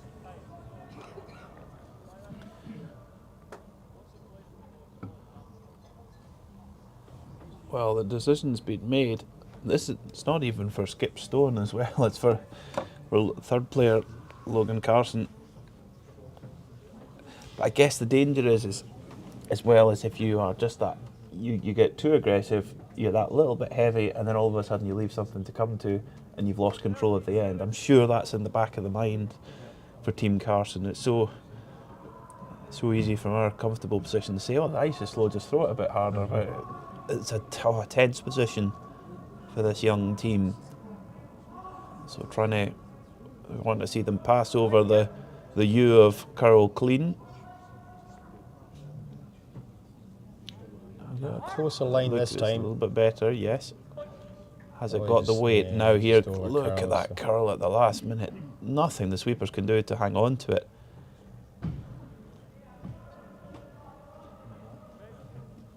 The only thing is that makes the draw even more difficult, and that's almost impossible on that side for the Swiss team. But can the Stalker rink move their own red sitting on the sort of at 10 o'clock as we see it on the edge of the 8 foot? Can they move it to a shot position? If they can, it could be quite cosy there. He's thinking about throwing maybe throwing Peel off his own wide red one onto the middle red onto the yellow, which might actually just make that really, really tough for Team Carson to get another one in there. Okay. And could sit a big number sit too. 3-4 in that Yes, situation. yeah. So gives Carson nothing to come off. There's no draw, as you said, on the intern clockwise side. So it's probably that shot or just the straight tap and just tap it behind the bundle. But it looks like he's going to throw the high hard one. If anything, it sounds crazy, but almost it's not easy at all. But the less difficult shot is to go for the peel weight. Absolutely. Much easier shots than the delicate bump across. They fancy it. You can just tell by the body language. They're like, yes, I'm ready for this. We're making this, yeah. Yeah, and you can almost see with even the speed making the way back to the hack. Going, yes, I cannot wait to play this shot. Well, can it be executed though? Because this could be a make or break shot in this game. Because if it is pulled off, it puts Team Carson in a bit of a bind. Let's see.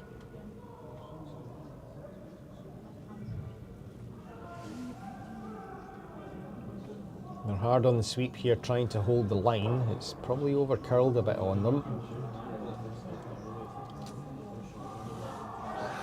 Yeah, he just caught that one too thick. He really, he needs to catch that one probably thin half, a third or something would probably have done enough for him there.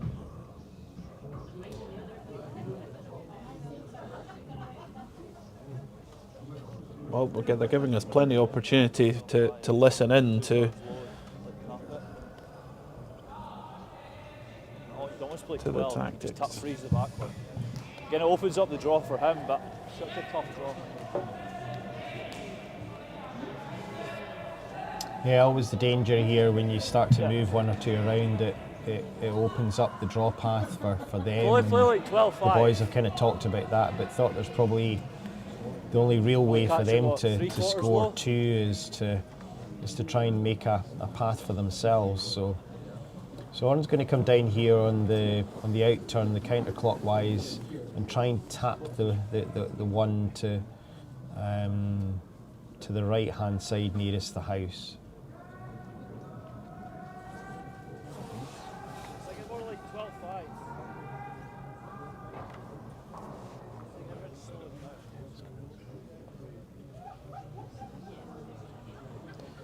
tricky shot. Tough call. Tricky shot here. Interesting, they didn't. Would there have been an option to guard the two reds to stop the Swiss coming down and making a play on that? I guess you can't cover everything, but Yeah. I think they're just so desperate to make 2 here. They're just trying to see how they're going to make 2.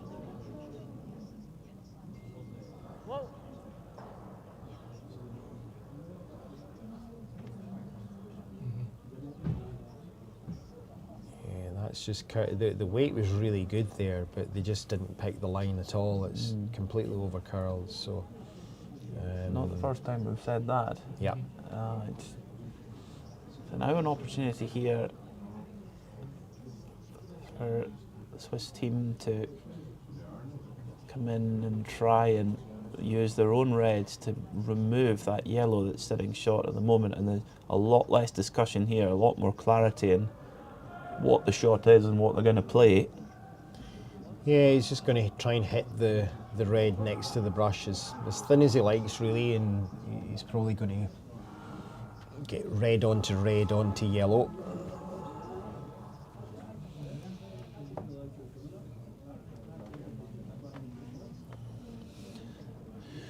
The rink now starting to look a little bit quiet, quite a few early finishes in some other games.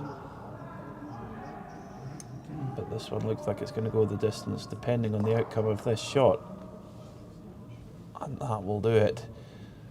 Great shot there from Kim Schwaller. Big smile, understandably so. And they sit 3 shots to the good.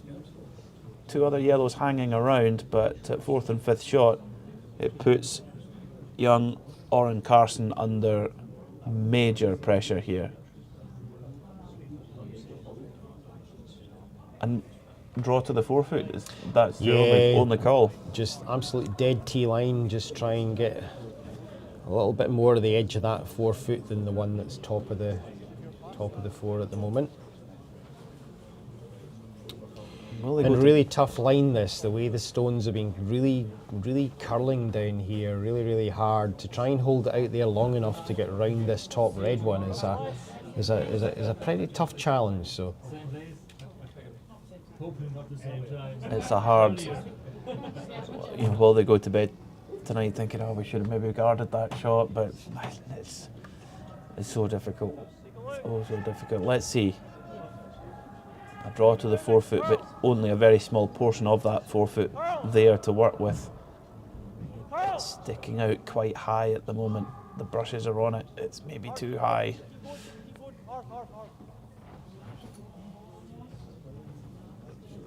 yeah, so close. Now, is it going to be 1 or 2? Hard to tell from that angle. Yeah, I thought he maybe just had done enough just to make to reduce that to a 1. So hopefully the boys will be quick about putting the score up here, and we'll soon know. They sit on tenter hooks, because coming into that end it was 4 shots to 3.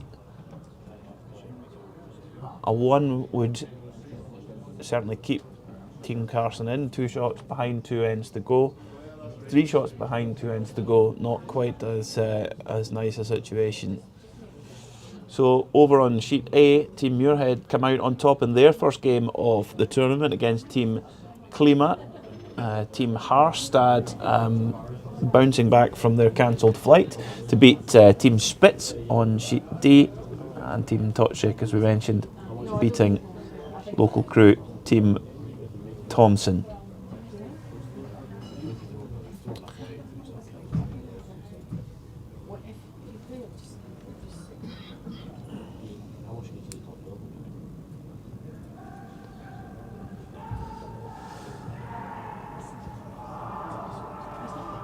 So waiting patiently for Oren CARSON. He's rummaging around in the. He's trying to find a 1 or a 2 in the box. Like, we've all been there, haven't we? Got 5, no. 4, no. 7, no. And it's a 1. So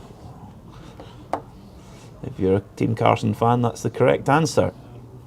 So 5 shots to 3 then in the favour of the Eve Stocker rink.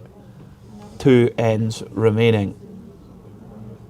So for what feels like the first time in the game, Team CARSON are now backed into a corner a bit. They've really got to they've got to go back on the attack now. A little bit of learning to take away from that. You know, we talk about the sixth end a lot and the importance of it, especially in these 8 end games. About, you know, you must score in that 8th end, and then you're trying to, you know, force your opposition to score in the 7th end and maintain the last stone advantage in the last end. So yeah, maybe just got a little bit, you know, sucked in there and didn't protect their one shot to make sure that the score, because actually probably going peels there, force one at 7 and try and set your 2 up at 8 is probably not a bad game state situation. So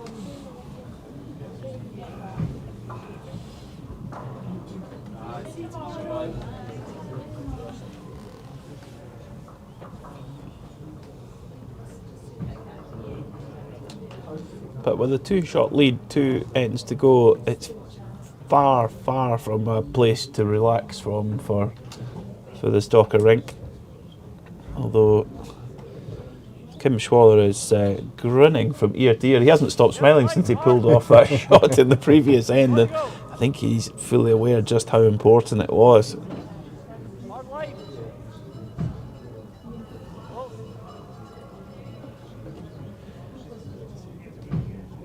Team Carson trying to tuck something away behind cover here. They played a couple of guards there. yeah, instead of spreading the guards to either side of the house, they've elected to go for the double corner guard and set up 2 in line on the same side. The thinking behind that is just that if team stalkers start to try and run guards and do things, it's probably a little bit more difficult if they're both on the same side and they're lined up. So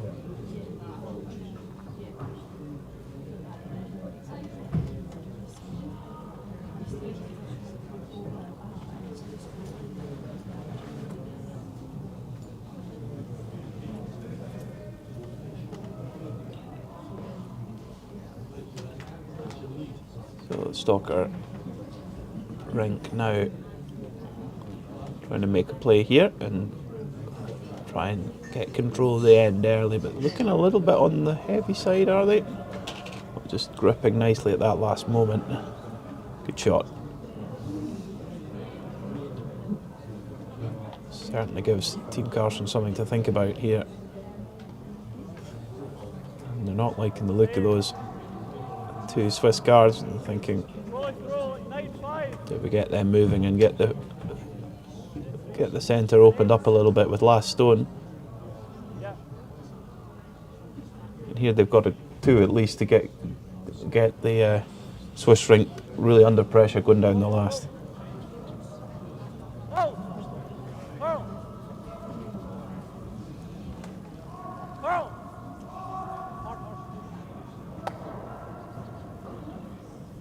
yeah, it was a good shot by Archie there. It was just they didn't throw flying weight at it. They were trying to hold the shooter and roll to another corner, and they played that absolutely perfectly. So. The tempting thing to do there is just to come in at car park weight and move everything around, but that's so much more finesse to it and so much better result. Corner guards on both sides, they can really start to build an end here. It puts the Swiss rink under a bit more pressure, makes them feel a little bit less comfortable. The big wide grin of Kim Schwaller might have just been reduced to a gentle smile. I don't think it'll be fully disappeared just yet. Excuse me.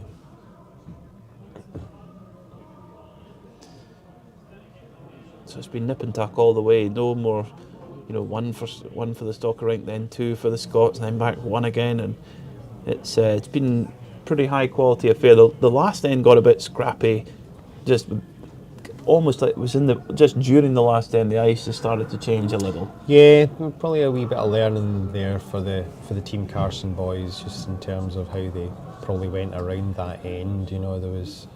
There was probably opportunity for them to bail earlier and run the guards and try and keep it a little bit more open place. So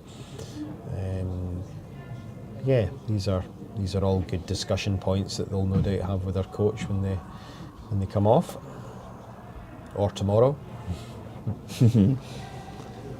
I think it's good to get it when it's maybe fresh in the mind. Very much so, yeah. And if it's not been the result you want, get it out of the way before so you wake up fresh tomorrow. There's still a lot of curling left. Exactly. In this tournament.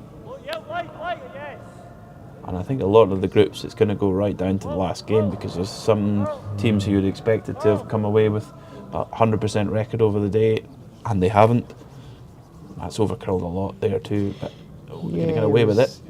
It's interesting the way Archie reacted there. I don't know whether he picked up or what, but it definitely didn't do what he anticipated it would do.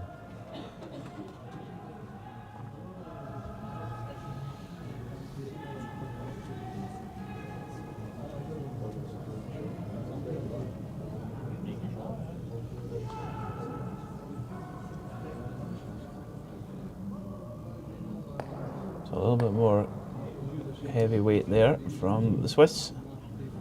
Yeah, he probably got a little lucky there. He was almost lucky he didn't jam it onto the side red and stick it in the house. But decision time for CARSON. Were they want to try and set up a simple 2, or are they going to try and go a little bit aggressive here and try and make 3?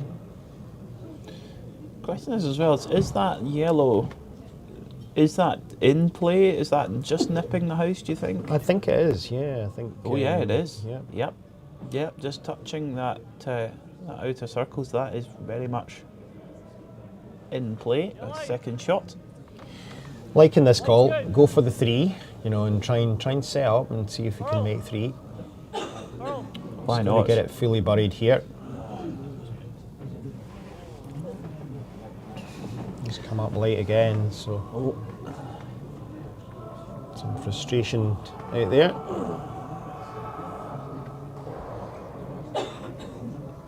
Yeah, not at all what Logan CARSON was hoping for. I think the way the frustration's creeping in is that's happened several times now in these last couple of ends.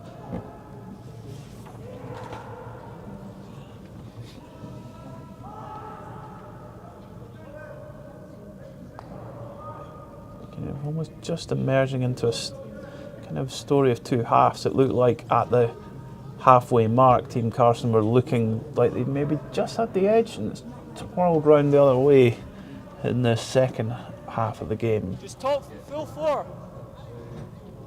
But not by an enormous margin. No. On either side.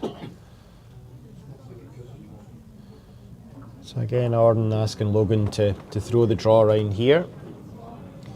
Again, the right call here. They're just trying to create something here. Trying to create a mistake somewhere from the Swiss team. Curl. Yeah, both heads down. Watch how much this curls now, Peter. It's going absolutely sideways. They're trying to keep it moving with the brooms, try and just get those last few feet. It's in a pretty good spot. And they are having to chase on. They're hoping for a mistake. It's going. No matter how well they play, if there's no mistakes from the Swiss team, there's nothing they can do. No. They've got to try and hope for mistakes, hope for errors.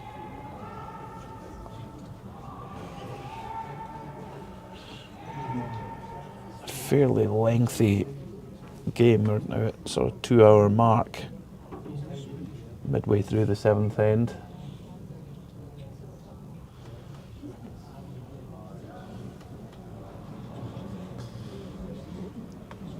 Club curling would hopefully be up in the bar by now. Yeah, we would. Our Super League team would be in our 9th end by now. So, yeah. Have you got nine ends in a session? No, I didn't think so. I didn't think so. Yeah, I think this is probably a good call for Team Schwaller. Is throw a little. It looks like the ice conditions are maybe just going a little bit variable, and probably throwing something a little harder with intent is is a bit easier than playing something with a bit of finesse. Wow. Well, there's the mistake that Team Carson were looking for. Logan Carson there, he almost fell over going straight. He's like, oh, right, let's play this. Right, we've got him. And Yeah. you know this team reasonably well. Who are the characters here? Who plays what role in the team? Is Oren the voice of reason? Who are the characters? What do they all play? Yeah, I mean, it's interesting just working with different dynamics from dynamics that I've worked with for many years, and just understanding them. So Oren, yeah, he's a pretty cool guy. He's his own mind. He's quite, he knows how he sees it and how he wants to execute it, and Logan's pretty tactically astute. He kind of sees a lot of good options, and Archie, fair play to Archie, from standing at the other end, really reads the game really well. So yeah, they've got and that's not discounting Charlie as well. A lot of good curling thinking brains in the team, which is really good to see. And even at that young age, they read it and understand it, and maybe don't always execute it, but they certainly understand the game. And we're kind of talking a little bit about this earlier, and what is it about some of our junior curlers who are quite tactically astute and kind of read the game really well, and it's purely just down to the amount of curling that they now watch on TV and they can stream and they can see in Grand Slams, and that was something that probably our generation just didn't have, and we almost as a learning tool, they very much use that. That's the amazing thing with sites like Curling Zone, etc. You've got so much access to that footage to watch the top players. So a young team like this, they're watching every game that's on in Canada. They're glued to it. They absolutely will be. Yeah, absolutely. Whoa! Carl!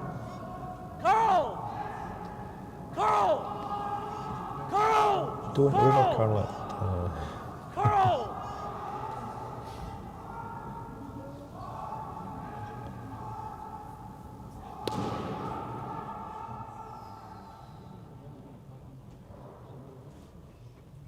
Yeah, just that. It was almost just a little light there. I mean, I would rather see him just throw a wee bit more weight and just try and catch a little bit thinner, roll under the other yellow ones. So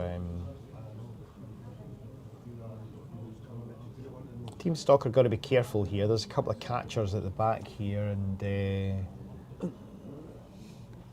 there's almost if they were going to get rid of both of them, there's almost a double jam actually. Those two yellows. So yeah, you're absolutely right. They do have to be careful here. But certainly another opportunity for the Stalker rink. Can you imagine Puri Stalker is watching this going, no, don't play that shot. No. I'm trying not to do that, and I coach the other team.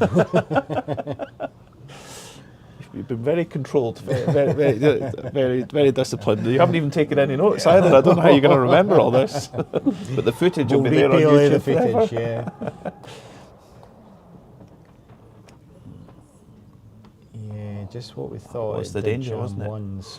And that yellow is a lot more tucked in, isn't it? And this is a great opportunity now. So yeah, last stone here, Oren's just got the tapping the nose for two. Yep. Simple when you say it quick. Yes. And then all of a sudden, all square going down the last. Well, folks, we hope you're enjoying this game here on the Perth Masters YouTube page and on perthmasters.com.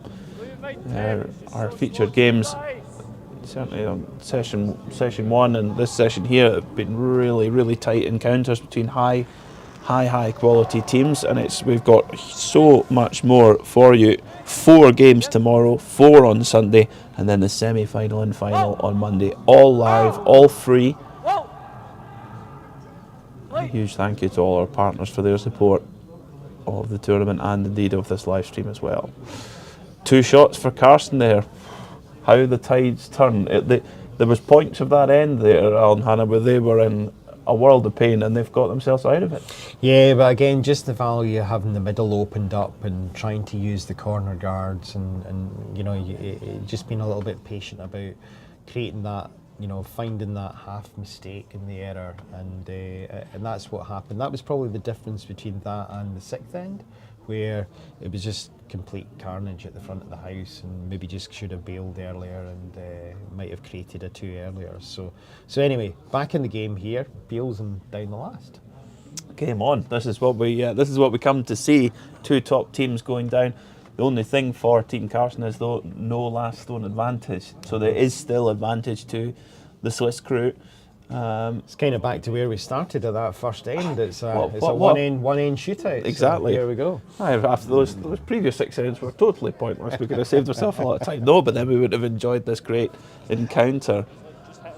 You see a good bit of chat going on there between Kim Schwaller and Owen Carson. Played in good spirit. I mean, you think over the years the amount of world-class curling superstars that have come to play in this event and have got on board with the on-ice as well as the off-ice side of things. The stories of Thomas Ulfrud buying the entire bar in certain establishments in Perth were legendary. What he used to get up to with his team. Changed days.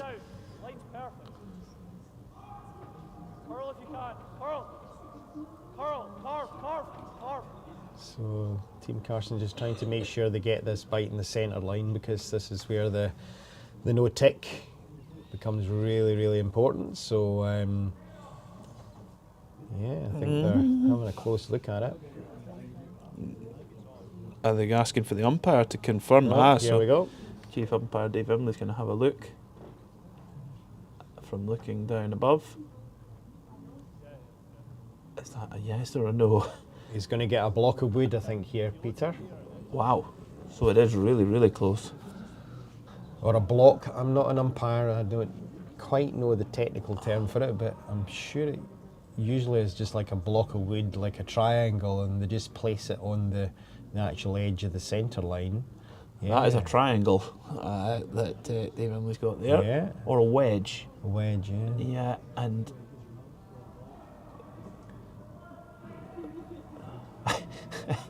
Oran's Logan saying it is, so, and the umpire says it's not. So that millimetre could make a lot of difference in this end here. Well.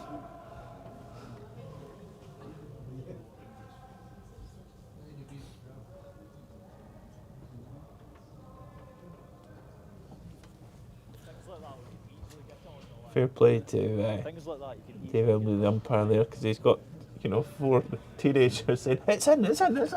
Well, let's have a look and see.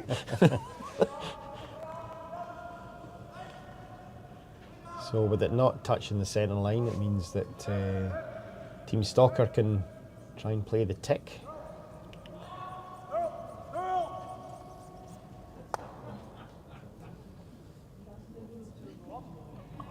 Not done so. Yeah, he's moved it, but Haven't moved it enough. no, he wanted to get it rolled off that centre line a little bit more, so Team CARSON will come down and try and bite the centre line this time.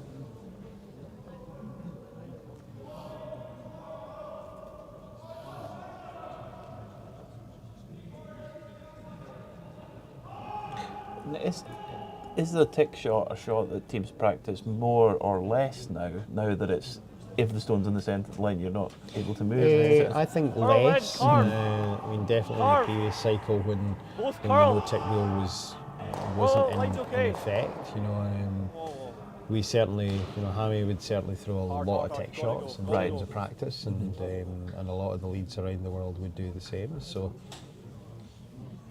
I'd imagine it becomes less of a priority in terms of practice and training. I thought Dave's wedge was going to be required there, but not so. Yeah, Charlie's got it in a pretty good spot there. It's you know, sort of tucked under the edge of the red one as well, and covering enough of the centre line.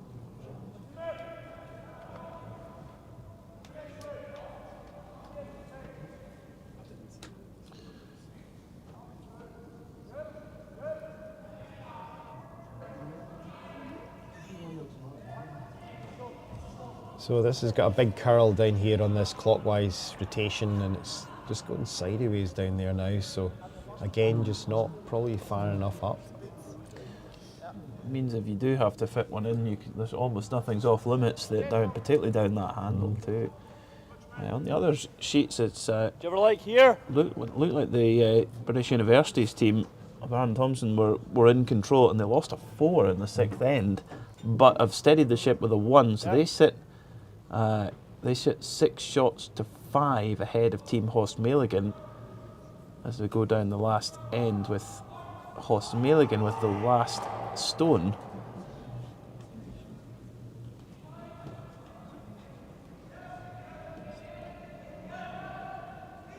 That would be quite a comeback for Team Horst Meligan if they were able to pick up a win there, having been so far behind. Whoa, Carl!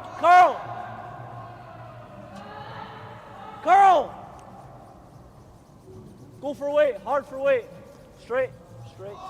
We're trying to bring one in here and lie short. The line looks absolutely perfect. All right.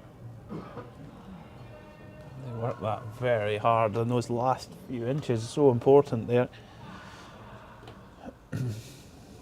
So Team Carson sits short, and the Stocker rink now going to try and clear up a bit, try and tidy things a they're bit. just going to keep this open now and make this as simple as they can. Great shot. That certainly keeps things a bit clearer, I guess. When you've got last stone, the clearer the better. Don't get into a muddle that you can't remove. Yep. Just going to guard for your life now for Team Carson. Mm-hmm.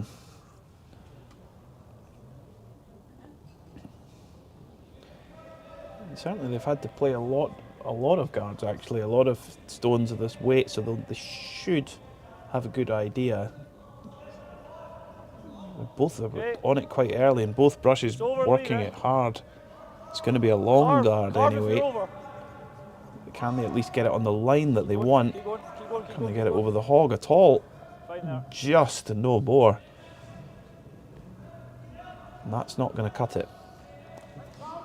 Yeah, he needed to be another 6 feet further up there. I mean, Team Schwaller didn't even hesitate there in terms of, you know, hitting the guard or chasing the one in the house. The guard's so long that it's, I'm not saying it's not in play, but it's not really bringing a lot of cover for Team Carson out there. Particularly on this handle, you need to have it. It's almost impossible to completely guard the stone on that handle. But it also means that it can potentially wreck on the guard, and is that? Oh, well, that is a gift for Team Carson. Can they capitalise on it? Yeah, the only consolation there was the red kind of hang on at the back of the rings. If you ever got the situation where Schwaller is just left with a clean pick for the game with the counter at the back, then that probably is, you know, the advantage there. So another guard somewhere on the World Curling logo would be good. The ING or the URL? Just on the logo would be good. Any that are like, you're more relaxed now. Yeah, okay. A little bit, yeah. It's late. Curl! I'm playing it. Hard, get it over. Has it got the weight? I don't think it's going to make that logo somehow. No. Is it going to make... Oh my word. It's not even made it to the hog line. A huge error there from Logan Carson, and these last few ends have not been kind to him. No. I think his first stone is slow. I've kind of wondered that for a couple of ends now. He's just come up short on absolutely everything that he's played with that stone. So be interesting to ask the boys what they thought about that after the game. So. Do they get the opportunity to pair the stones beforehand? Not really. I mean, they had some practice, but not on the sheet that they've played. Okay, so no. Okay. So I need to remember then that's sheet E, yellow stone 6, maybe maybe a cutter. 5 or 6 or something. Yeah. For those keeping a book, do you keep a book in your pocket? Yep. Yeah, Alright, you got just some come right historic around information yourself. for the stones for here and for over the years, and you know what you generally find is that stones still carry the same 13-5. characteristics, have the same behaviours after many years. Wow. Dunning members only. Yeah. Only they can look Doesn't at make it. much a difference. Maybe on finals night All we'll right. try and pinch Alan Hanna's black book of stones. Both curl it. So we're trying for the World Curling logo this time. Keep going. Short again. Yeah. And by a good margin too.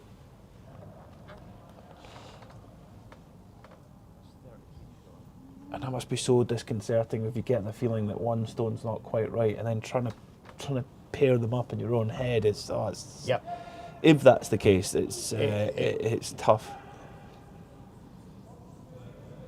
Usually the poor leads or sometimes the seconds, you know, are left with some of those rogue ones if you can pick them on the out out. of the black book.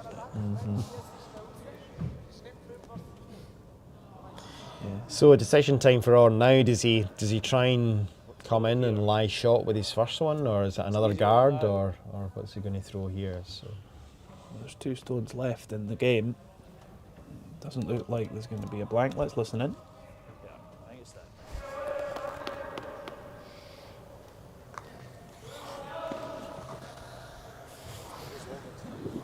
Can't remember.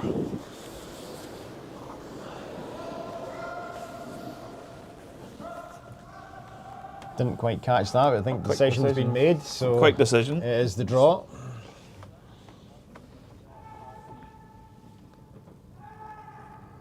What letter are we going for here then? Well, if you can. W? W of Dures, Dures. yes. Might struggle just to curl enough to get to there. So The A of Dures. yeah. I know it's small margins, but yeah, even if he comes a little bit deeper here, but as long as he's buried, I think is the absolute key thing. And trying to get Team Stalker to maybe throw a draw with their next one is the key bit here. Is it enough? Does it have the legs? So it looks No. like it's coming up short. Way short. And that's kind of been the story of the second half of the game for Team Carson. So it just shows you that you know, if they're struggling with the draw weight here, if you could ever just get a good one in there and force Schwaller to the, you know, to make an open draw to the forefoot for the game, it's not as simple a shot as you think. So I don't think any draw. It does seem that the ice is slowing a little, even on, you know, if there's some odd stones out there, maybe, but yeah, I don't think any draw is a comfortable scenario at all. But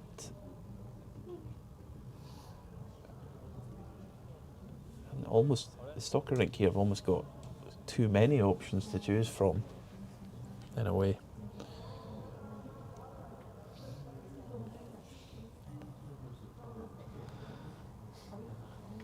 he's thinking about throwing the draw and get there first is maybe his approach here. It's either that or try and rumble another couple of guards and just open it up a little bit more. So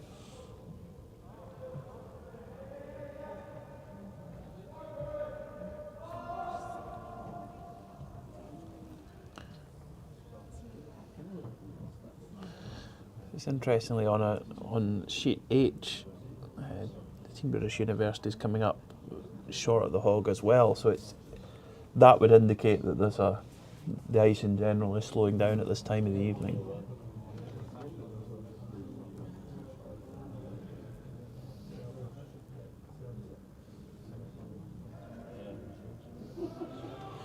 So what's the call here then for the Stocker rink? I think he's just going to try and draw top of the 4 foot here. Just gets just a piece under the red one that's already lying at the top of the 8 foot. Yeah, and just block that draw path for Team Carson. Let's see if Schwaller can find the weight here.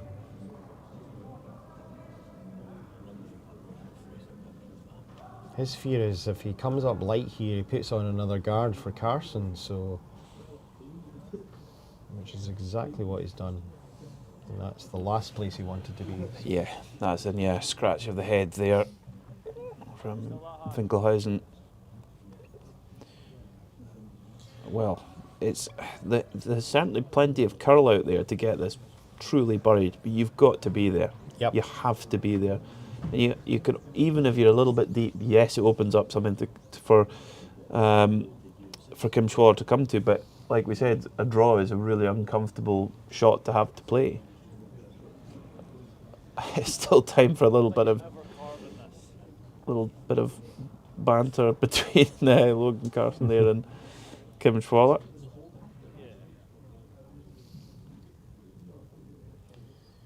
So here goes on. Let's see if he can make the adjustment and find the weight here. He'll be the most aware person in the rink of just how the ice is slowing up. He wouldn't need either of us to tell him that. But can he force himself to do it? Can he put the weight on? You've got to be there. Got at least kind of on off it at the moment. Yeah, so. That's a good sign. Maybe even a touch on the high side, but it will curl. You've got to trust it will curl. A huge shout there from Logan Carson, egging the sweepers on as much as possible the last few inches. Well, that's a fine effort. That's a fine effort. And that, well, I don't necessarily know if he could have gone out and placed that a great deal better, but...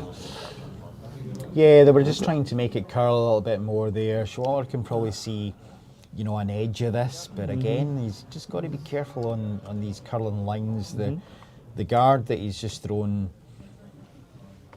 is definitely in play here, so it looks like they're throwing a quieter weight at it. We've seen a lot of stones over curl on this handle, a lot, and you've maybe got a fifth of the stone to hit, maybe? Let's see then, last stone of the game. Yeah, he's on the guard already. For Kim Schwaller, he is. Is this going to be a shock win for Team Carson?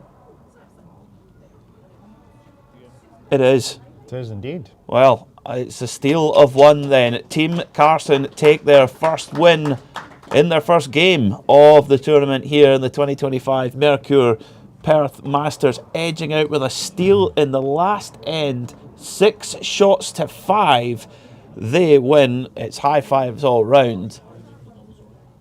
You can breathe a sigh of relief now if you're in the Team Carson camp. It went down to the wire, and it looked like in those last couple of ends, Alan, it looked really uncomfortable to play on. Yeah, I think both teams really struggled with the amount of curl that was out there, and it would appear, it felt that the speed started to drop a little bit, and none of them really grasped that and adjusted accordingly. So no, a good win for Team Carson. That'll only build their confidence in playing in these sort of men's tournaments and against men's teams.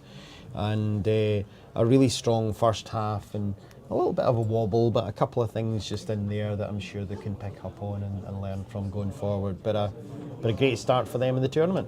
A fantastic start. Well, the action does not stop all weekend. We've got games for you, 4 games tomorrow and 4 on Sunday, and bright and early tomorrow, 7:30 a.m. local time, Team Lausanne against Team Suter with Alan, you're taking us through the action of that one alongside my neighbour, Rachel Sims. So that'll be an exciting one to follow. Myself and Sandy Hay will take you through the action at 10:45 local time. Team Ramsfell against Team Stalker again. And then 2 more games to follow after that. So packed action here on the Perth Masters live stream. Thank you so much for watching. And from us all here in Perth, it's a very good evening. Good night.